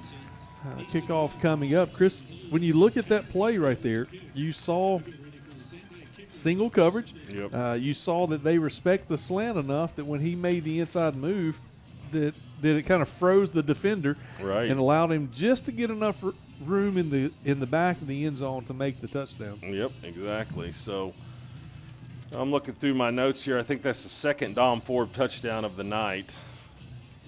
I think that is correct. Dudley had a big reception, a touchdown reception, followed by a Gage Gunn interception. So you've got 2 Dom touchdowns, 1 Alex and 1 KJ. That's our touchdowns. Yep. All of those are passing, correct? Yep. So Easton Webb has gotten 4 touchdown passes tonight against his crosstown rival. Yes, he does. So Sand Springs takes a 28-6 lead here and kick it back to Sapulpa.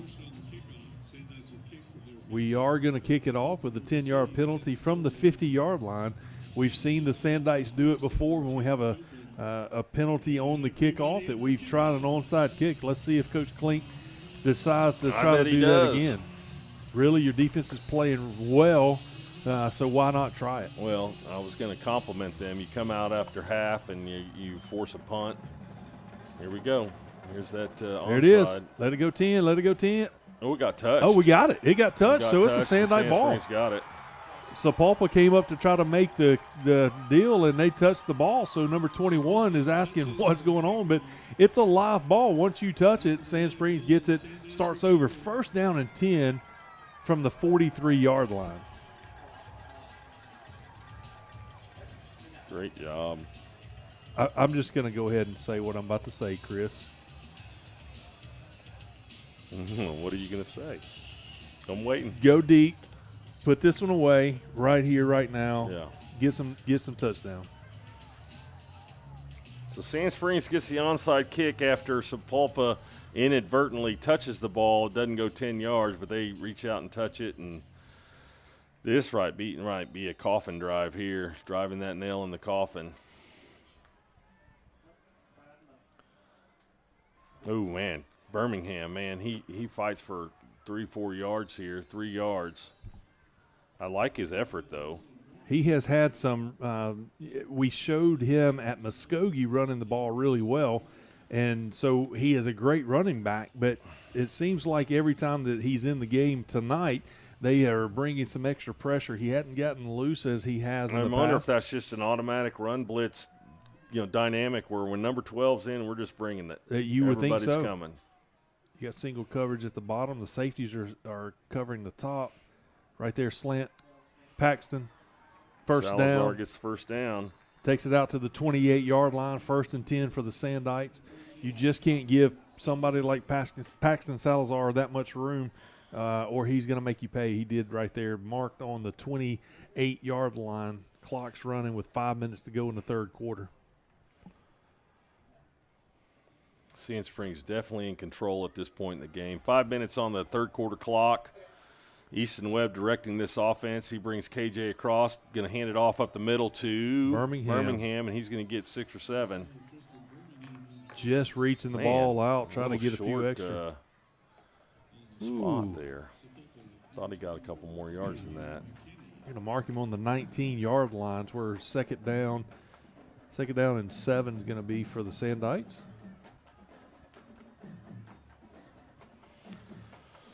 You got Alex Dudley is checked in as a receiver right here with Dom at the bottom of the formation. 4:34, clock is moving. Single coverage up top, plenty of room for Paxton. Got Chavez down in the now in as a running back.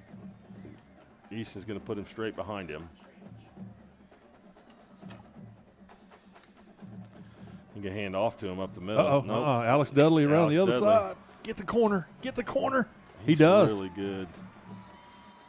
Really good running back. Alex Dudley picks up another Sandite first down, taking it down to the 14-yard line. What a great play fake. What a great play. Alex Dudley showing his wheels off and able to pick up a big first down. Wow. 19-yard line. You got a 5-yard penalty against Sapulpa jumping in the neutral zone. It's going to take it down to the 4. Let's see. No, it's on the 14-yard line, so it's going to mark the ball down to the 9-yard lines where the second down, 1st and 5. 1st and 5 for the Sandites. So that'll be the 10th flag against Sapulpa. Okay, I see that they have wised up and brought a little help over here with Paxton at the bottom of the formation now. 1st and 5. Handoff up the middle. Chavez fights for a couple extra yards. Take it down to the 8-yard line. Clock's running, 3:50 to go in the third quarter. This will be 2nd down and 4. You got right back to where we were for the touchdown. Single coverage with Dom. 3:42 on the third quarter clock. Single coverage for Dom. Maybe he runs the slant this time and not the fade. Let's see what he does. No, they're going to move the safety over. It's a smart move on their part. Yep. They're going to hand it off to Chavez, and Chavez is going to fight. Get in there. He's going to get the tush push from the back. Touchdown, Chavez Williams.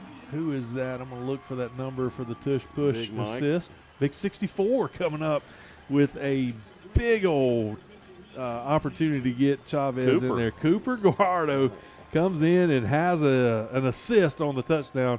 Let's put that in the scorebook as an assisted touchdown from Cooper. I love it. Copeland's got it teed up for the point after touchdown with 3:19 to go. We extend our lead 35-6. Wow. Well, like we said, coming out of half, I mean, we are winning the battle in the trenches with the line of scrimmage on both sides of the ball. And it was just willpower. You saw the replay on the big screen. Chavez just kept his legs churning. So it's a great opportunity to see his skills as well when it comes down to the goal line set. Absolutely.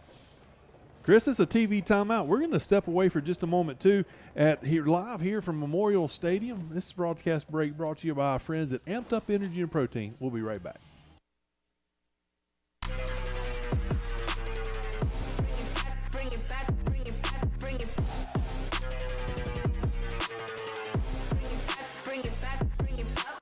Hey, Sandite fans, this is the crew of the Bobby Klink Coaches Show that meets every Tuesday night at Amped Up Energy. Along with Coach Klink, the legend Chris Kaiser, my name is Will Holder. We want to invite you down to Amped Up Energy, downtown Sand Springs, every Tuesday night at 6 o'clock. If you can't make it in person, we'd love for you to join us on our YouTube channel to talk all things Sandite football through the whole season into the playoffs. It's going to be a lot of fun. We hope to see you at Amped Up.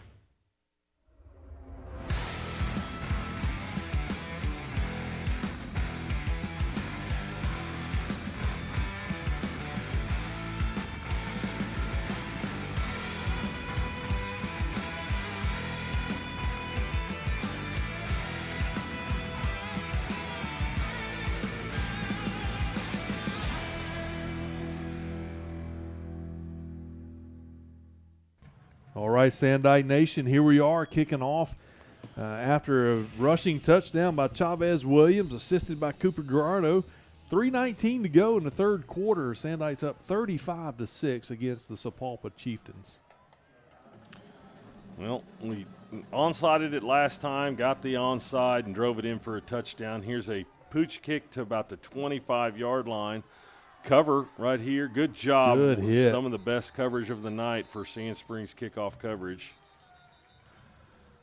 So where are they going to mark that ball, Will? 32? 32-yard line. Looked like Agent Zero is the one that came up with the big tackle on the kickoff team. First down and 10 for the Sapulpa Chieftains. Ball marked at the 32-yard line. 3:13 to go in the third quarter.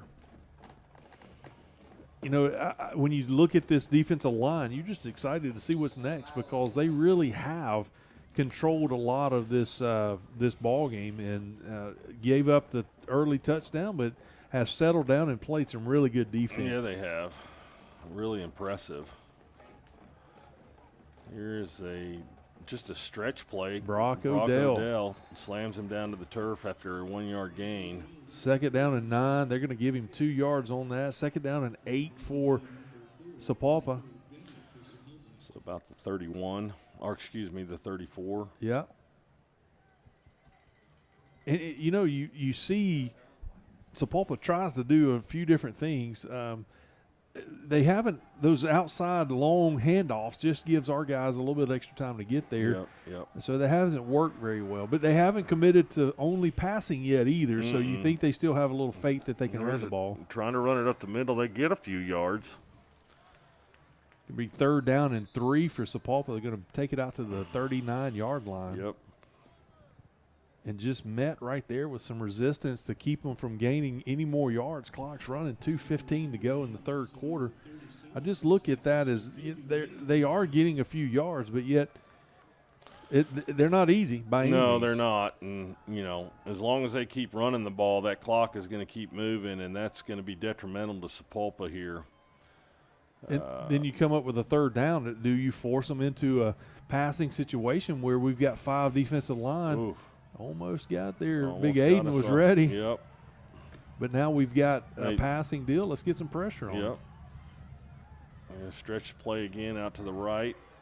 He's going to get stopped. He is short. He is tackled in bounds. And they're Clock's keeping the running. clock running. 4th and 1 for Sapulpa. Got an injured Sapulpa player on the field. Let's see here. Oh.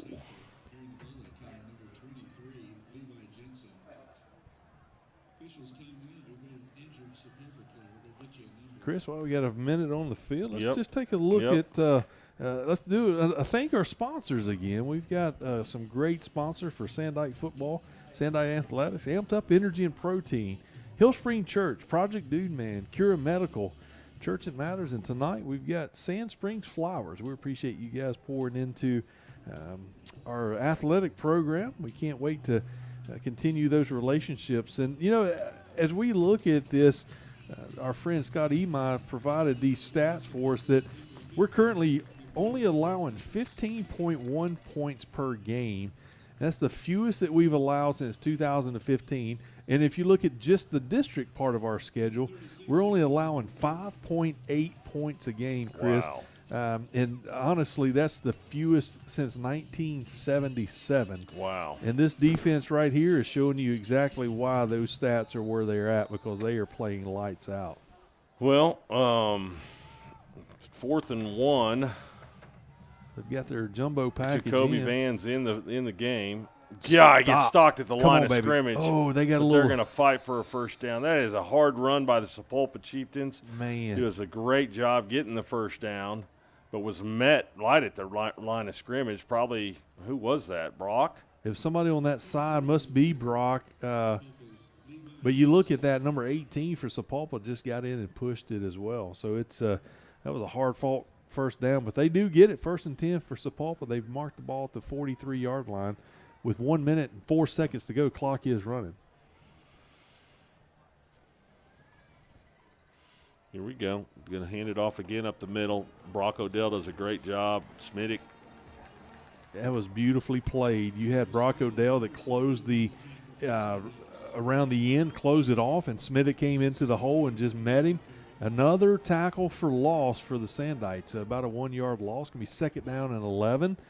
They got it just behind the sticks, maybe just a few inches that are lost, but Jacoby comes out and Gage comes in. So whatever triggers that has happened on this play, this may be the last play of the third quarter.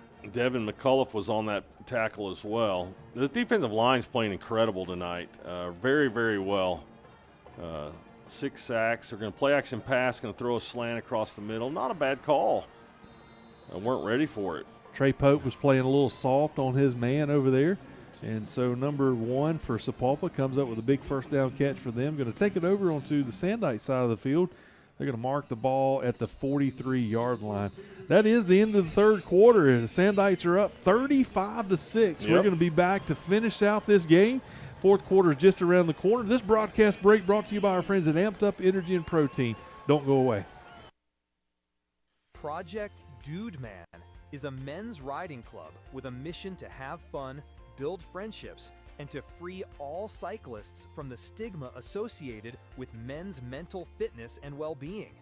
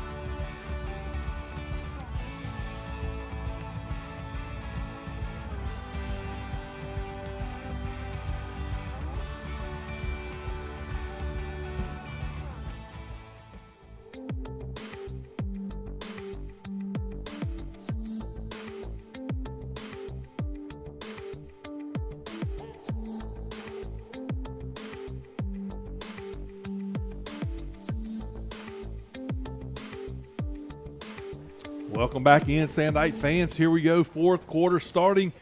Chris, just 2 scores for the Sandites in the third quarter.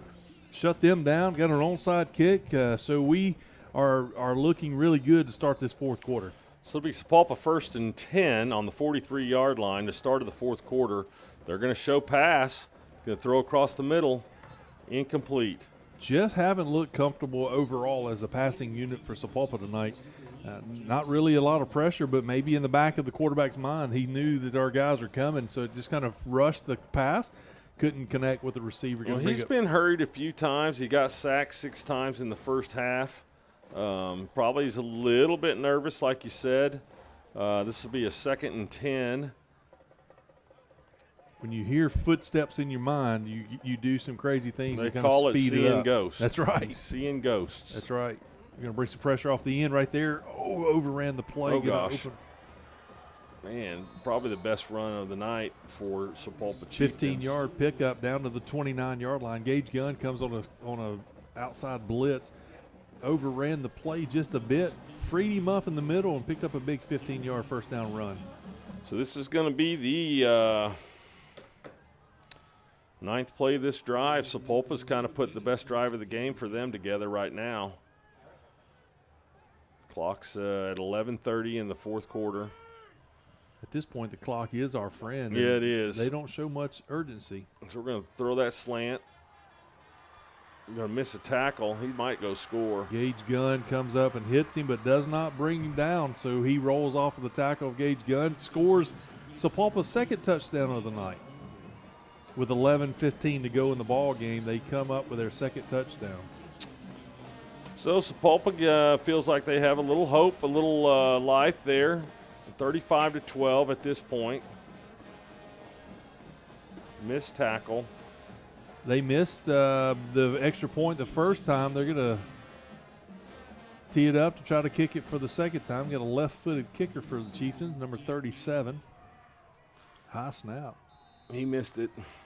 He missed it again. So the first extra point had a high snap over the head of the holder, and now this one comes up where he does get a weird snap and just kicks it and kind of rushes it through and misses it wide right. You heard me from the beginning of the game. You know, you wonder, there's a couple times they've had a chance to put the ball down and kick a field goal, and Coach Holt from Sapulpa has chosen not to, and that right there pretty much shows you why. That's exactly right. I mean, they just don't feel comfortable with their kicking game and snap the ball over the placeholder's head and then, you know, push that one way right. So yeah, it was a weird snap. It wasn't high necessarily, but it just was hard to handle. and just kind of threw off the rhythm of things. But again, we'll go back to, yes, it was raining last year, but yet when they scored, when they had a chance to kick a field goal, they didn't. They went for it on fourth down. Right. And so I'm not so sure that kicking unit at Sapulpa has been solid last year or this year. It's going to be 11:15 to go in the ball game. Sand Springs, we are up 35-12.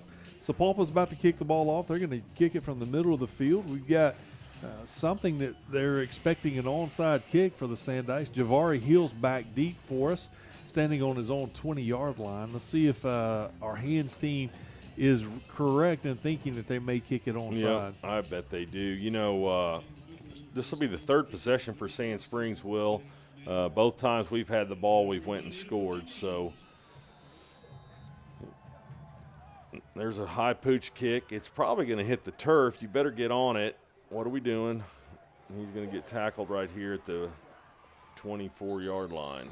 They're going to watch it bounce. Javari picks it up, tries to make something happen, and just cannot get outside. So it'll be 1st and 10 for the Sandites. Ball marked at the 24-yard line with 11 minutes, 10 seconds to go in the ball game.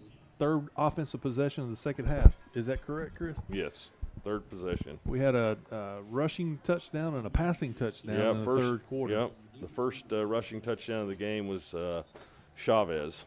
So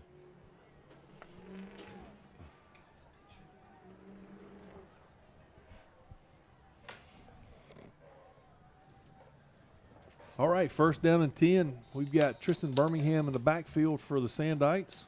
3 receivers up top. Going to bring him over in motion. Going to run Birmingham to the right. He bounces it out, picks up 2 hard yards. Going to bring up 2nd down and 8 for the Sandites.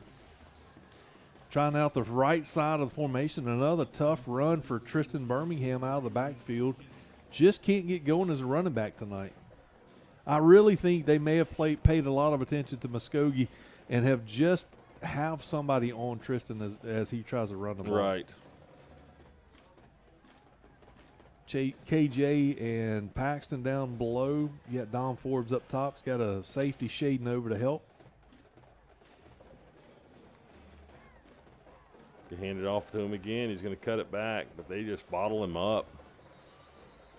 They're going to give him a 2-yard gain. Going to bring up 3rd down for the Sandites. Got the ball marked at the 29-yard line. About 3rd and 5, you think? 3rd and 5, 3rd and 6. The big board says 5 yards to go. Yeah, you just have to assume, man, every time they see Birmingham in the game, they're keying on him. Makes you wonder, can we get Birmingham out in the flat with a little pass? Well, that's what we've had some success doing, is motioning him out or let him go and then just swing it out there. Chavez is in the backfield now as a running back. Yep.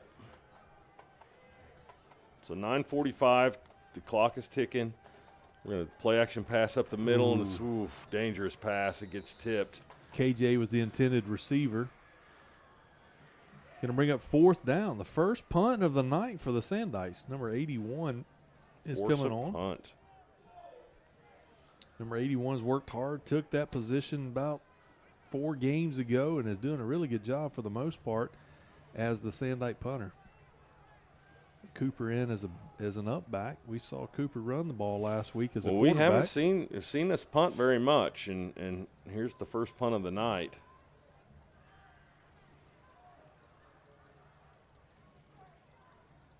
Nice snap. Gets it out. Great punt. Hit the ground. Good job. Nice little bounce. Safe punt. It's about the 38-yard line. That's where it looks like they're going to mark it. 1st and 10 for Sapulpa. They're going to mark it on the 38. With 9:27 to go in the ball game, Sapulpa takes over their next possession.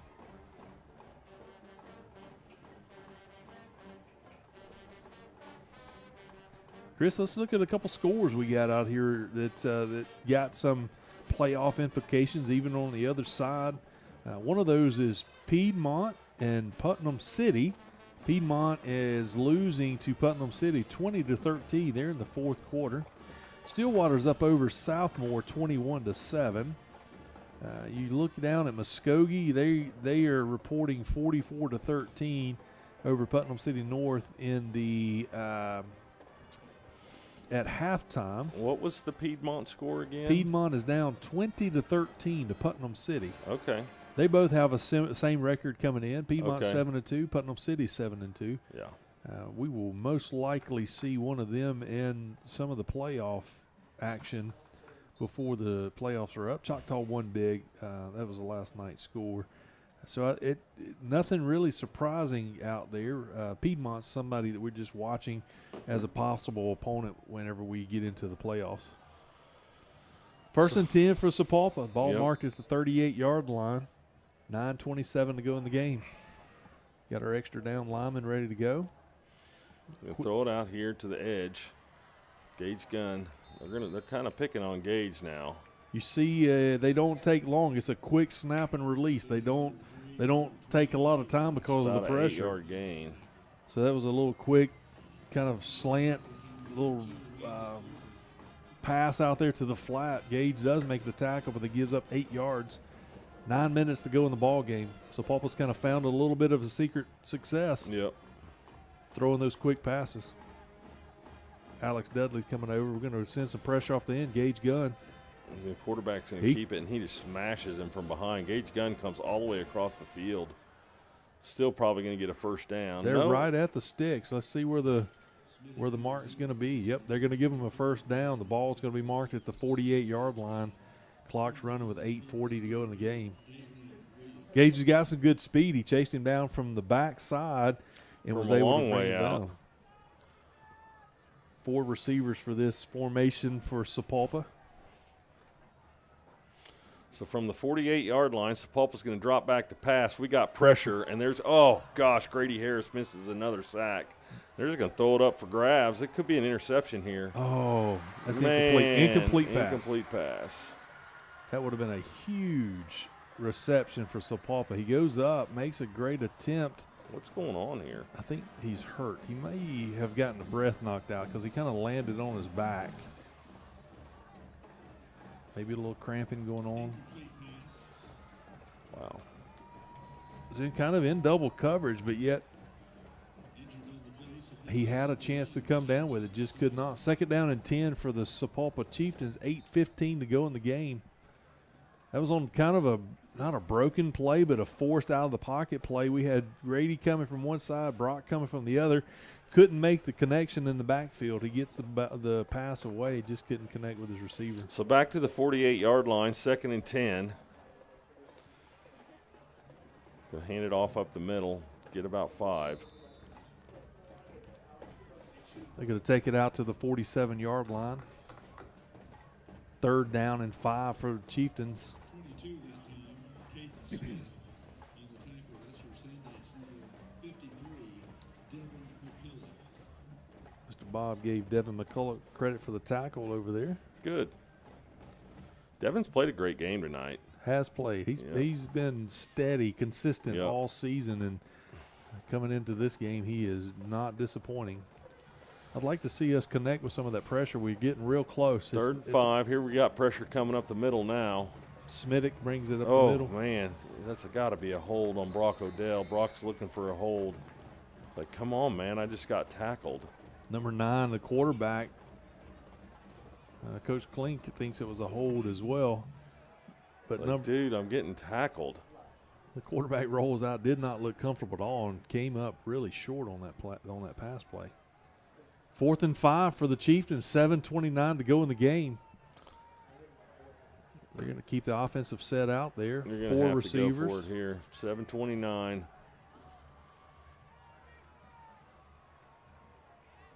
More pressure. Oh, he's going to pick up the first down. Nice tackle. Come on, wrap him up, baby.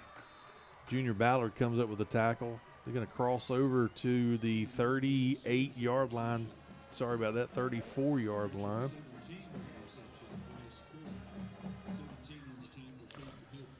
So first down, pass reception there by Sapulpa. Brock was about a second behind. He just about got there. He got the pass away. Good pass and catch. So Sapulpa moves it up to the 33-yard line, 1st and 10. Back to pass again. Big Whalen. Big Whalen gets a sack. He didn't get it. Wasn't a sack. It was, got back to the line of scrimmage, but he rode him down from behind. There was almost like he had a big split kind of coming from the outside. Right. He showed his speed off and was able to close the door, bring up 2nd down and 10 for Whalen. On the replay, it just shows that he got around his man and just chased him down. Grady Harris helped set that up with the pressure coming off the edge. Yeah, there was a couple guys coming free. 6:30 to go in the game. 2nd and 10. Sand Springs leads 35-12. Here's a handoff up the middle, play action pass, overthrew. But he did get pressure. Gage Gunn comes up with a big hit and just forced him to overthrow his receiver. Really didn't have much of a chance there. He just threw it up, hoping that he could get bailed out, but he did not. 3rd and 10 for Sapulpa. Sandites still leading 35-12 with 6:22 to go in the ball game. Big 3rd down here. Do you want to keep them at a 3rd and long so that it makes them think about what they have to do for 4th down? We're bringing pressure from different areas, mixing up the blitz scheme. 4 down linemen. Here we go. Grady's pursuing from the backside. They're going to do a little shovel pass up the middle, getting about 3 yards. Take it down to the 30-yard lines where 4th down and 7 is going to come. It kind of makes it a little bit long. You don't want to really run the ball because you hadn't had much success. That was a weird little shovel pass out trying to just catch us off guard. But what do you do here, Chris, if you're Sapulpa? Are you going to throw the ball? That's about all you have a chance to do here. I wouldn't take a chance to run it. Yet bringing number 4 in as a running back. He may have a little bit more speed or maybe try to throw it to him in the flat. Here comes pressure up the middle. Ooh. They got the 1st down. Number 17 makes the catch. Taking it down to the 13-yard line.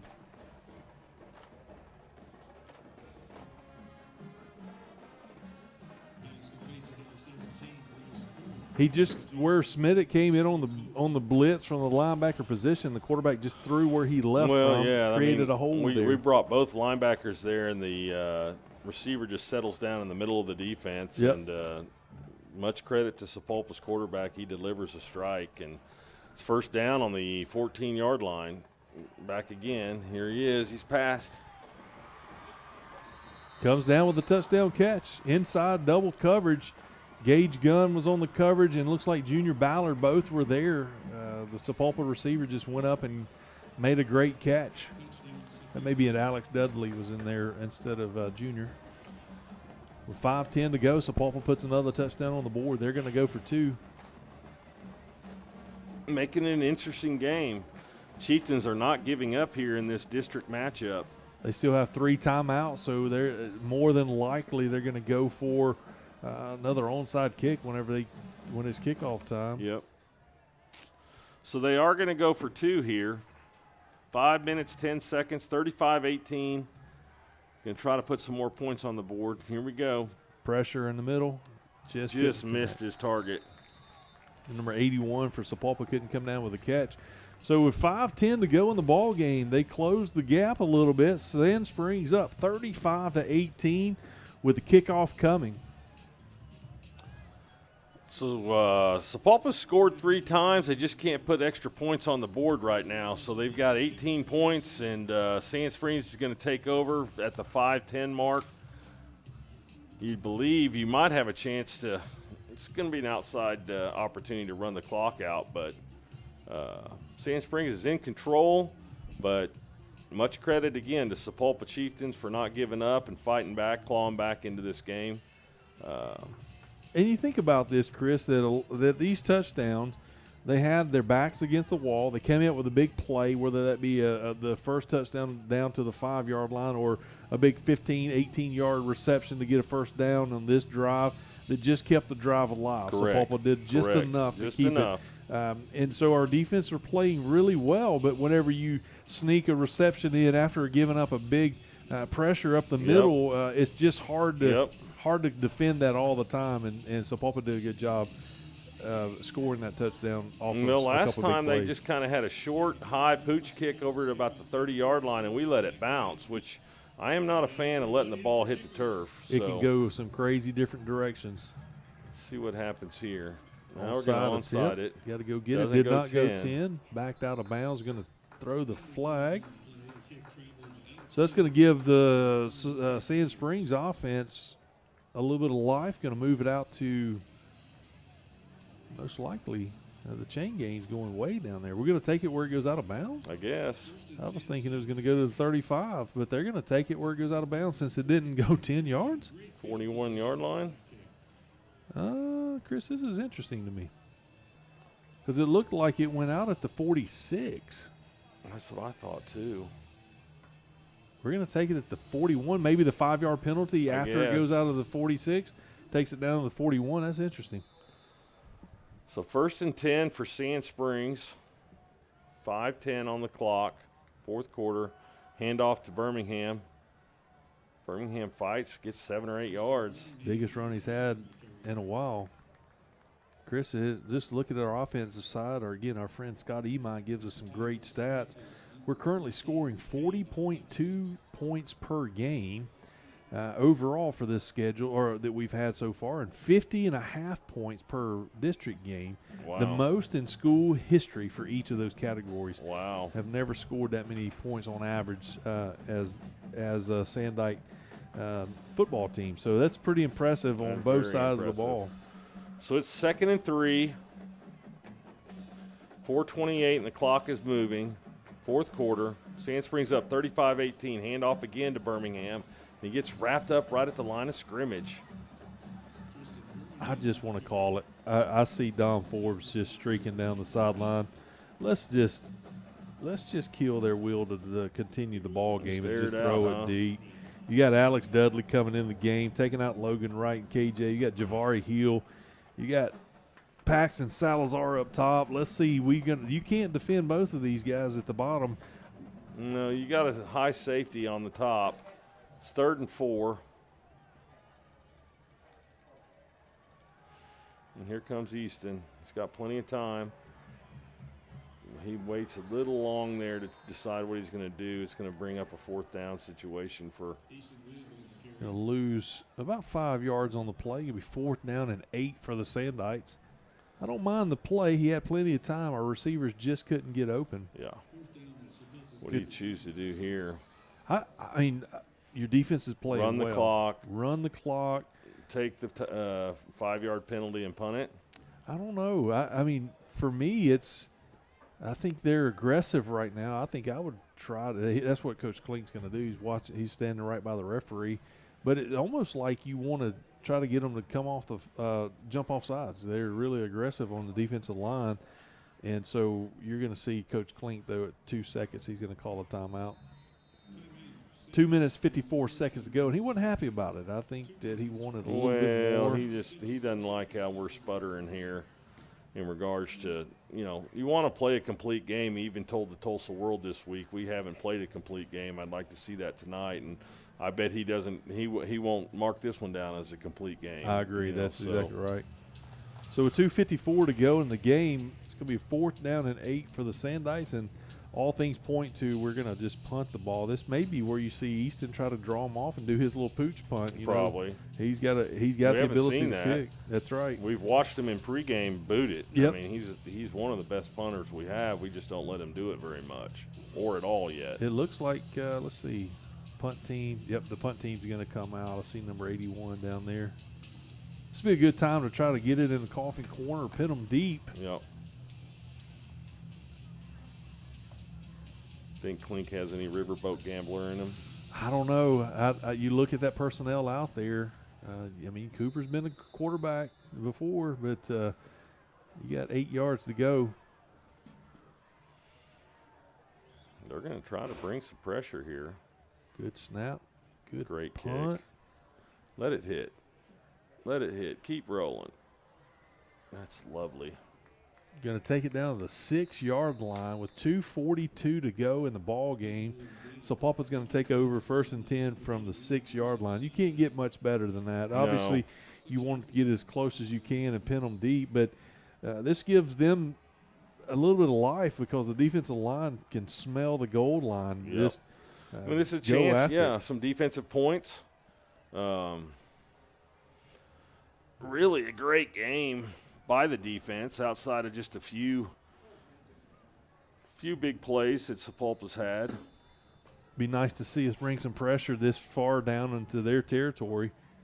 35-18, Sand Springs up over Sapulpa. 2:42 to go.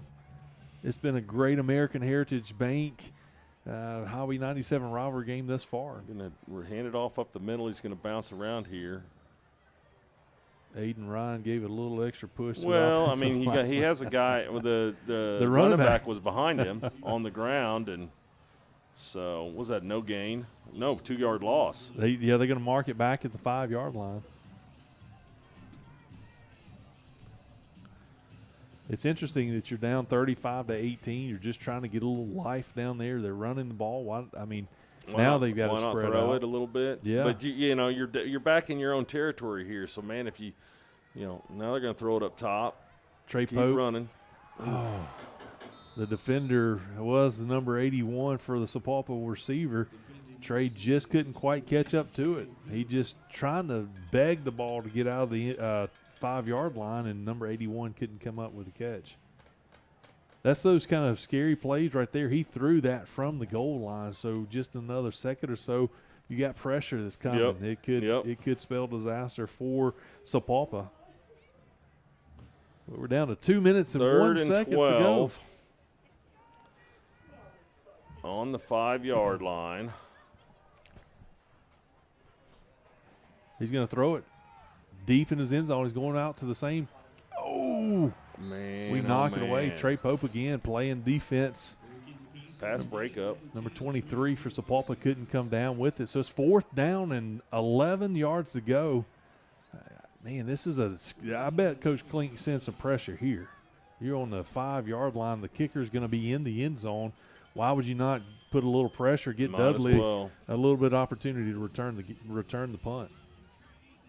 But you may get lucky and get a block punt right here at the end zone. Yep. Minute 56 to go. Sand Springs, we've got 2 timeouts left. You wonder how aggressive the coaching staff's going to be this late in the ball game with a 35-18 lead. Oh, you're just gonna take a knee. Oh, you're talking about the pass or the punt rush here, right? Yes. They're just gonna let him punt it clean. Dudley's going to catch it at the 40. See what Dudley does. Oh man, he hesitates right there. Perfect timing. He's going to go right up the middle to about the 15 or the 17-yard line. They're going to mark him down at the 18. Looks like. At least that's where one of the referees got him marked. Yep. So minute 45 on the play clock, or on the 4th quarter clock. Sand Springs takes over. When the dust settles, it looks like they're going to mark him down at the 17. 1st and 10 for the Sandites from Sapulpa's 17-yard line. Minute 45, got 2 timeouts left. Sapulpa's got 3. I don't think that is going to come into play. We're gonna finish this Highway 97 rivalry game. Bet we're just going to run it right up the middle. Chavez Williams is going to take the ball, going to pick up a yard or 2. No, you don't. Chippiness is going to come into this right here. Let's not do anything stupid. Don't get hurt. Standing around a pile. Chris, let me throw these out at you. Assuming any kind of miracle from Sapulpa, we're going to take this game tonight, and it's going to be 7 wins in a row. Is our longest winning streak since 1997. Wow. And that's big time for. I think it's 8. It will be 8. That's right. Tonight will be 8. If we talked about that on the show this week with 7 wins in a row. We got a little movement penalty. A little 5-yard false start over there. This will be. If we beat Sapulpa, it's going to be our only second 7-0 district record in school history. Our first district championship since 1997, and our 11th district championship in school history. Wow. We're watching something special, Sandites. We are indeed. It shows that this is our first. 53 seconds on the clock, Will. We got one more play, Chris. I think that you'll see us line up and shake some hands. Number 22's in as running back. Keelan Corbury, I believe. Yep. That's going to be the ball game, folks. That's going to be it. So just to kind of, we're going to leave it right here because I want to see that Highway 97 rivalry sponsored by American Heritage Bank lifted up. It stays home. Coach Klink has been he's been perfect in this series. It's 6-0 in his era. Tonight was a great win for Sand Springs. We didn't always look good, but we held on for a 35-18 win. Here in just a second, we're going to see the trophy presentation that the Highway 97 stays right here at our house for another season. Big time. And here the trophy's coming. I see the AD and the superintendent of school, Ms. Sherry Durkee, and Rod Sidden going to bring the trophy out and present it to the team.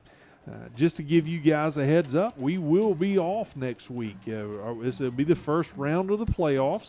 Sandites earn a bye in the first round, and then we will wait to see who we play. We will host the game on the 21st right here at Memorial Stadium. So come out. It's playoff football time in Sand Springs, and we want you here at Memorial Stadium. The electricity was insane here tonight, and we need to carry that for one more home game before we send our boys off to a neutral site to play the semifinals. Chris, we had great defense tonight that really, in my opinion, set up the offense. That we kind of got a special teams takeaway. We kind of got an interception. We stopped them. We had 6 sacks in the first half, but overall it's been one of those games that our defense set the tone for the offense tonight. Correct. Phenomenal game tonight. Sand Springs wins the line of scrimmage from start to finish, and Sapulpa, they fought well throughout the game. I'm surprised they didn't give up and did a really good job, but what a tremendous win for the Sand Springs Sandites tonight. There's the trophy presentation. Nothing like it in all the world.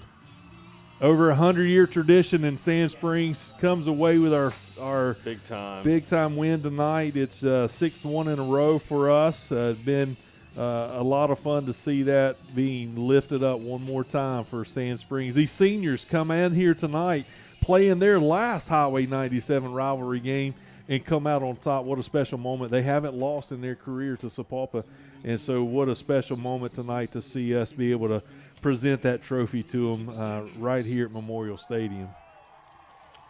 It was 21-6 at halftime. Final score here tonight is 35-18. Just a great showing by Sand Springs all the way around. And moving on, I'm going to get a first-round bye, and we'll find out who our opponent will be for the second round of the playoffs. We'll see that whenever over the next few days. We'll kind of see who we play the winner of. Probably by tomorrow, we'll know that the two teams that will play to be able to determine who we play on the 21st. But come be a part of it on the 21st right here at Sand Springs Stadium at Memorial Stadium. I love to see those guys having a good time down there. Yep. Students are beginning to get out on the field. The band's out there. Crosstown rival, Highway 97. Stays in Sand Springs one more year. Chris, been an honor to share the booth with you tonight. It's a great time to be a Sandite. One final other network, just don't forget we're not doing a coaches show this week. We'll be back in next week.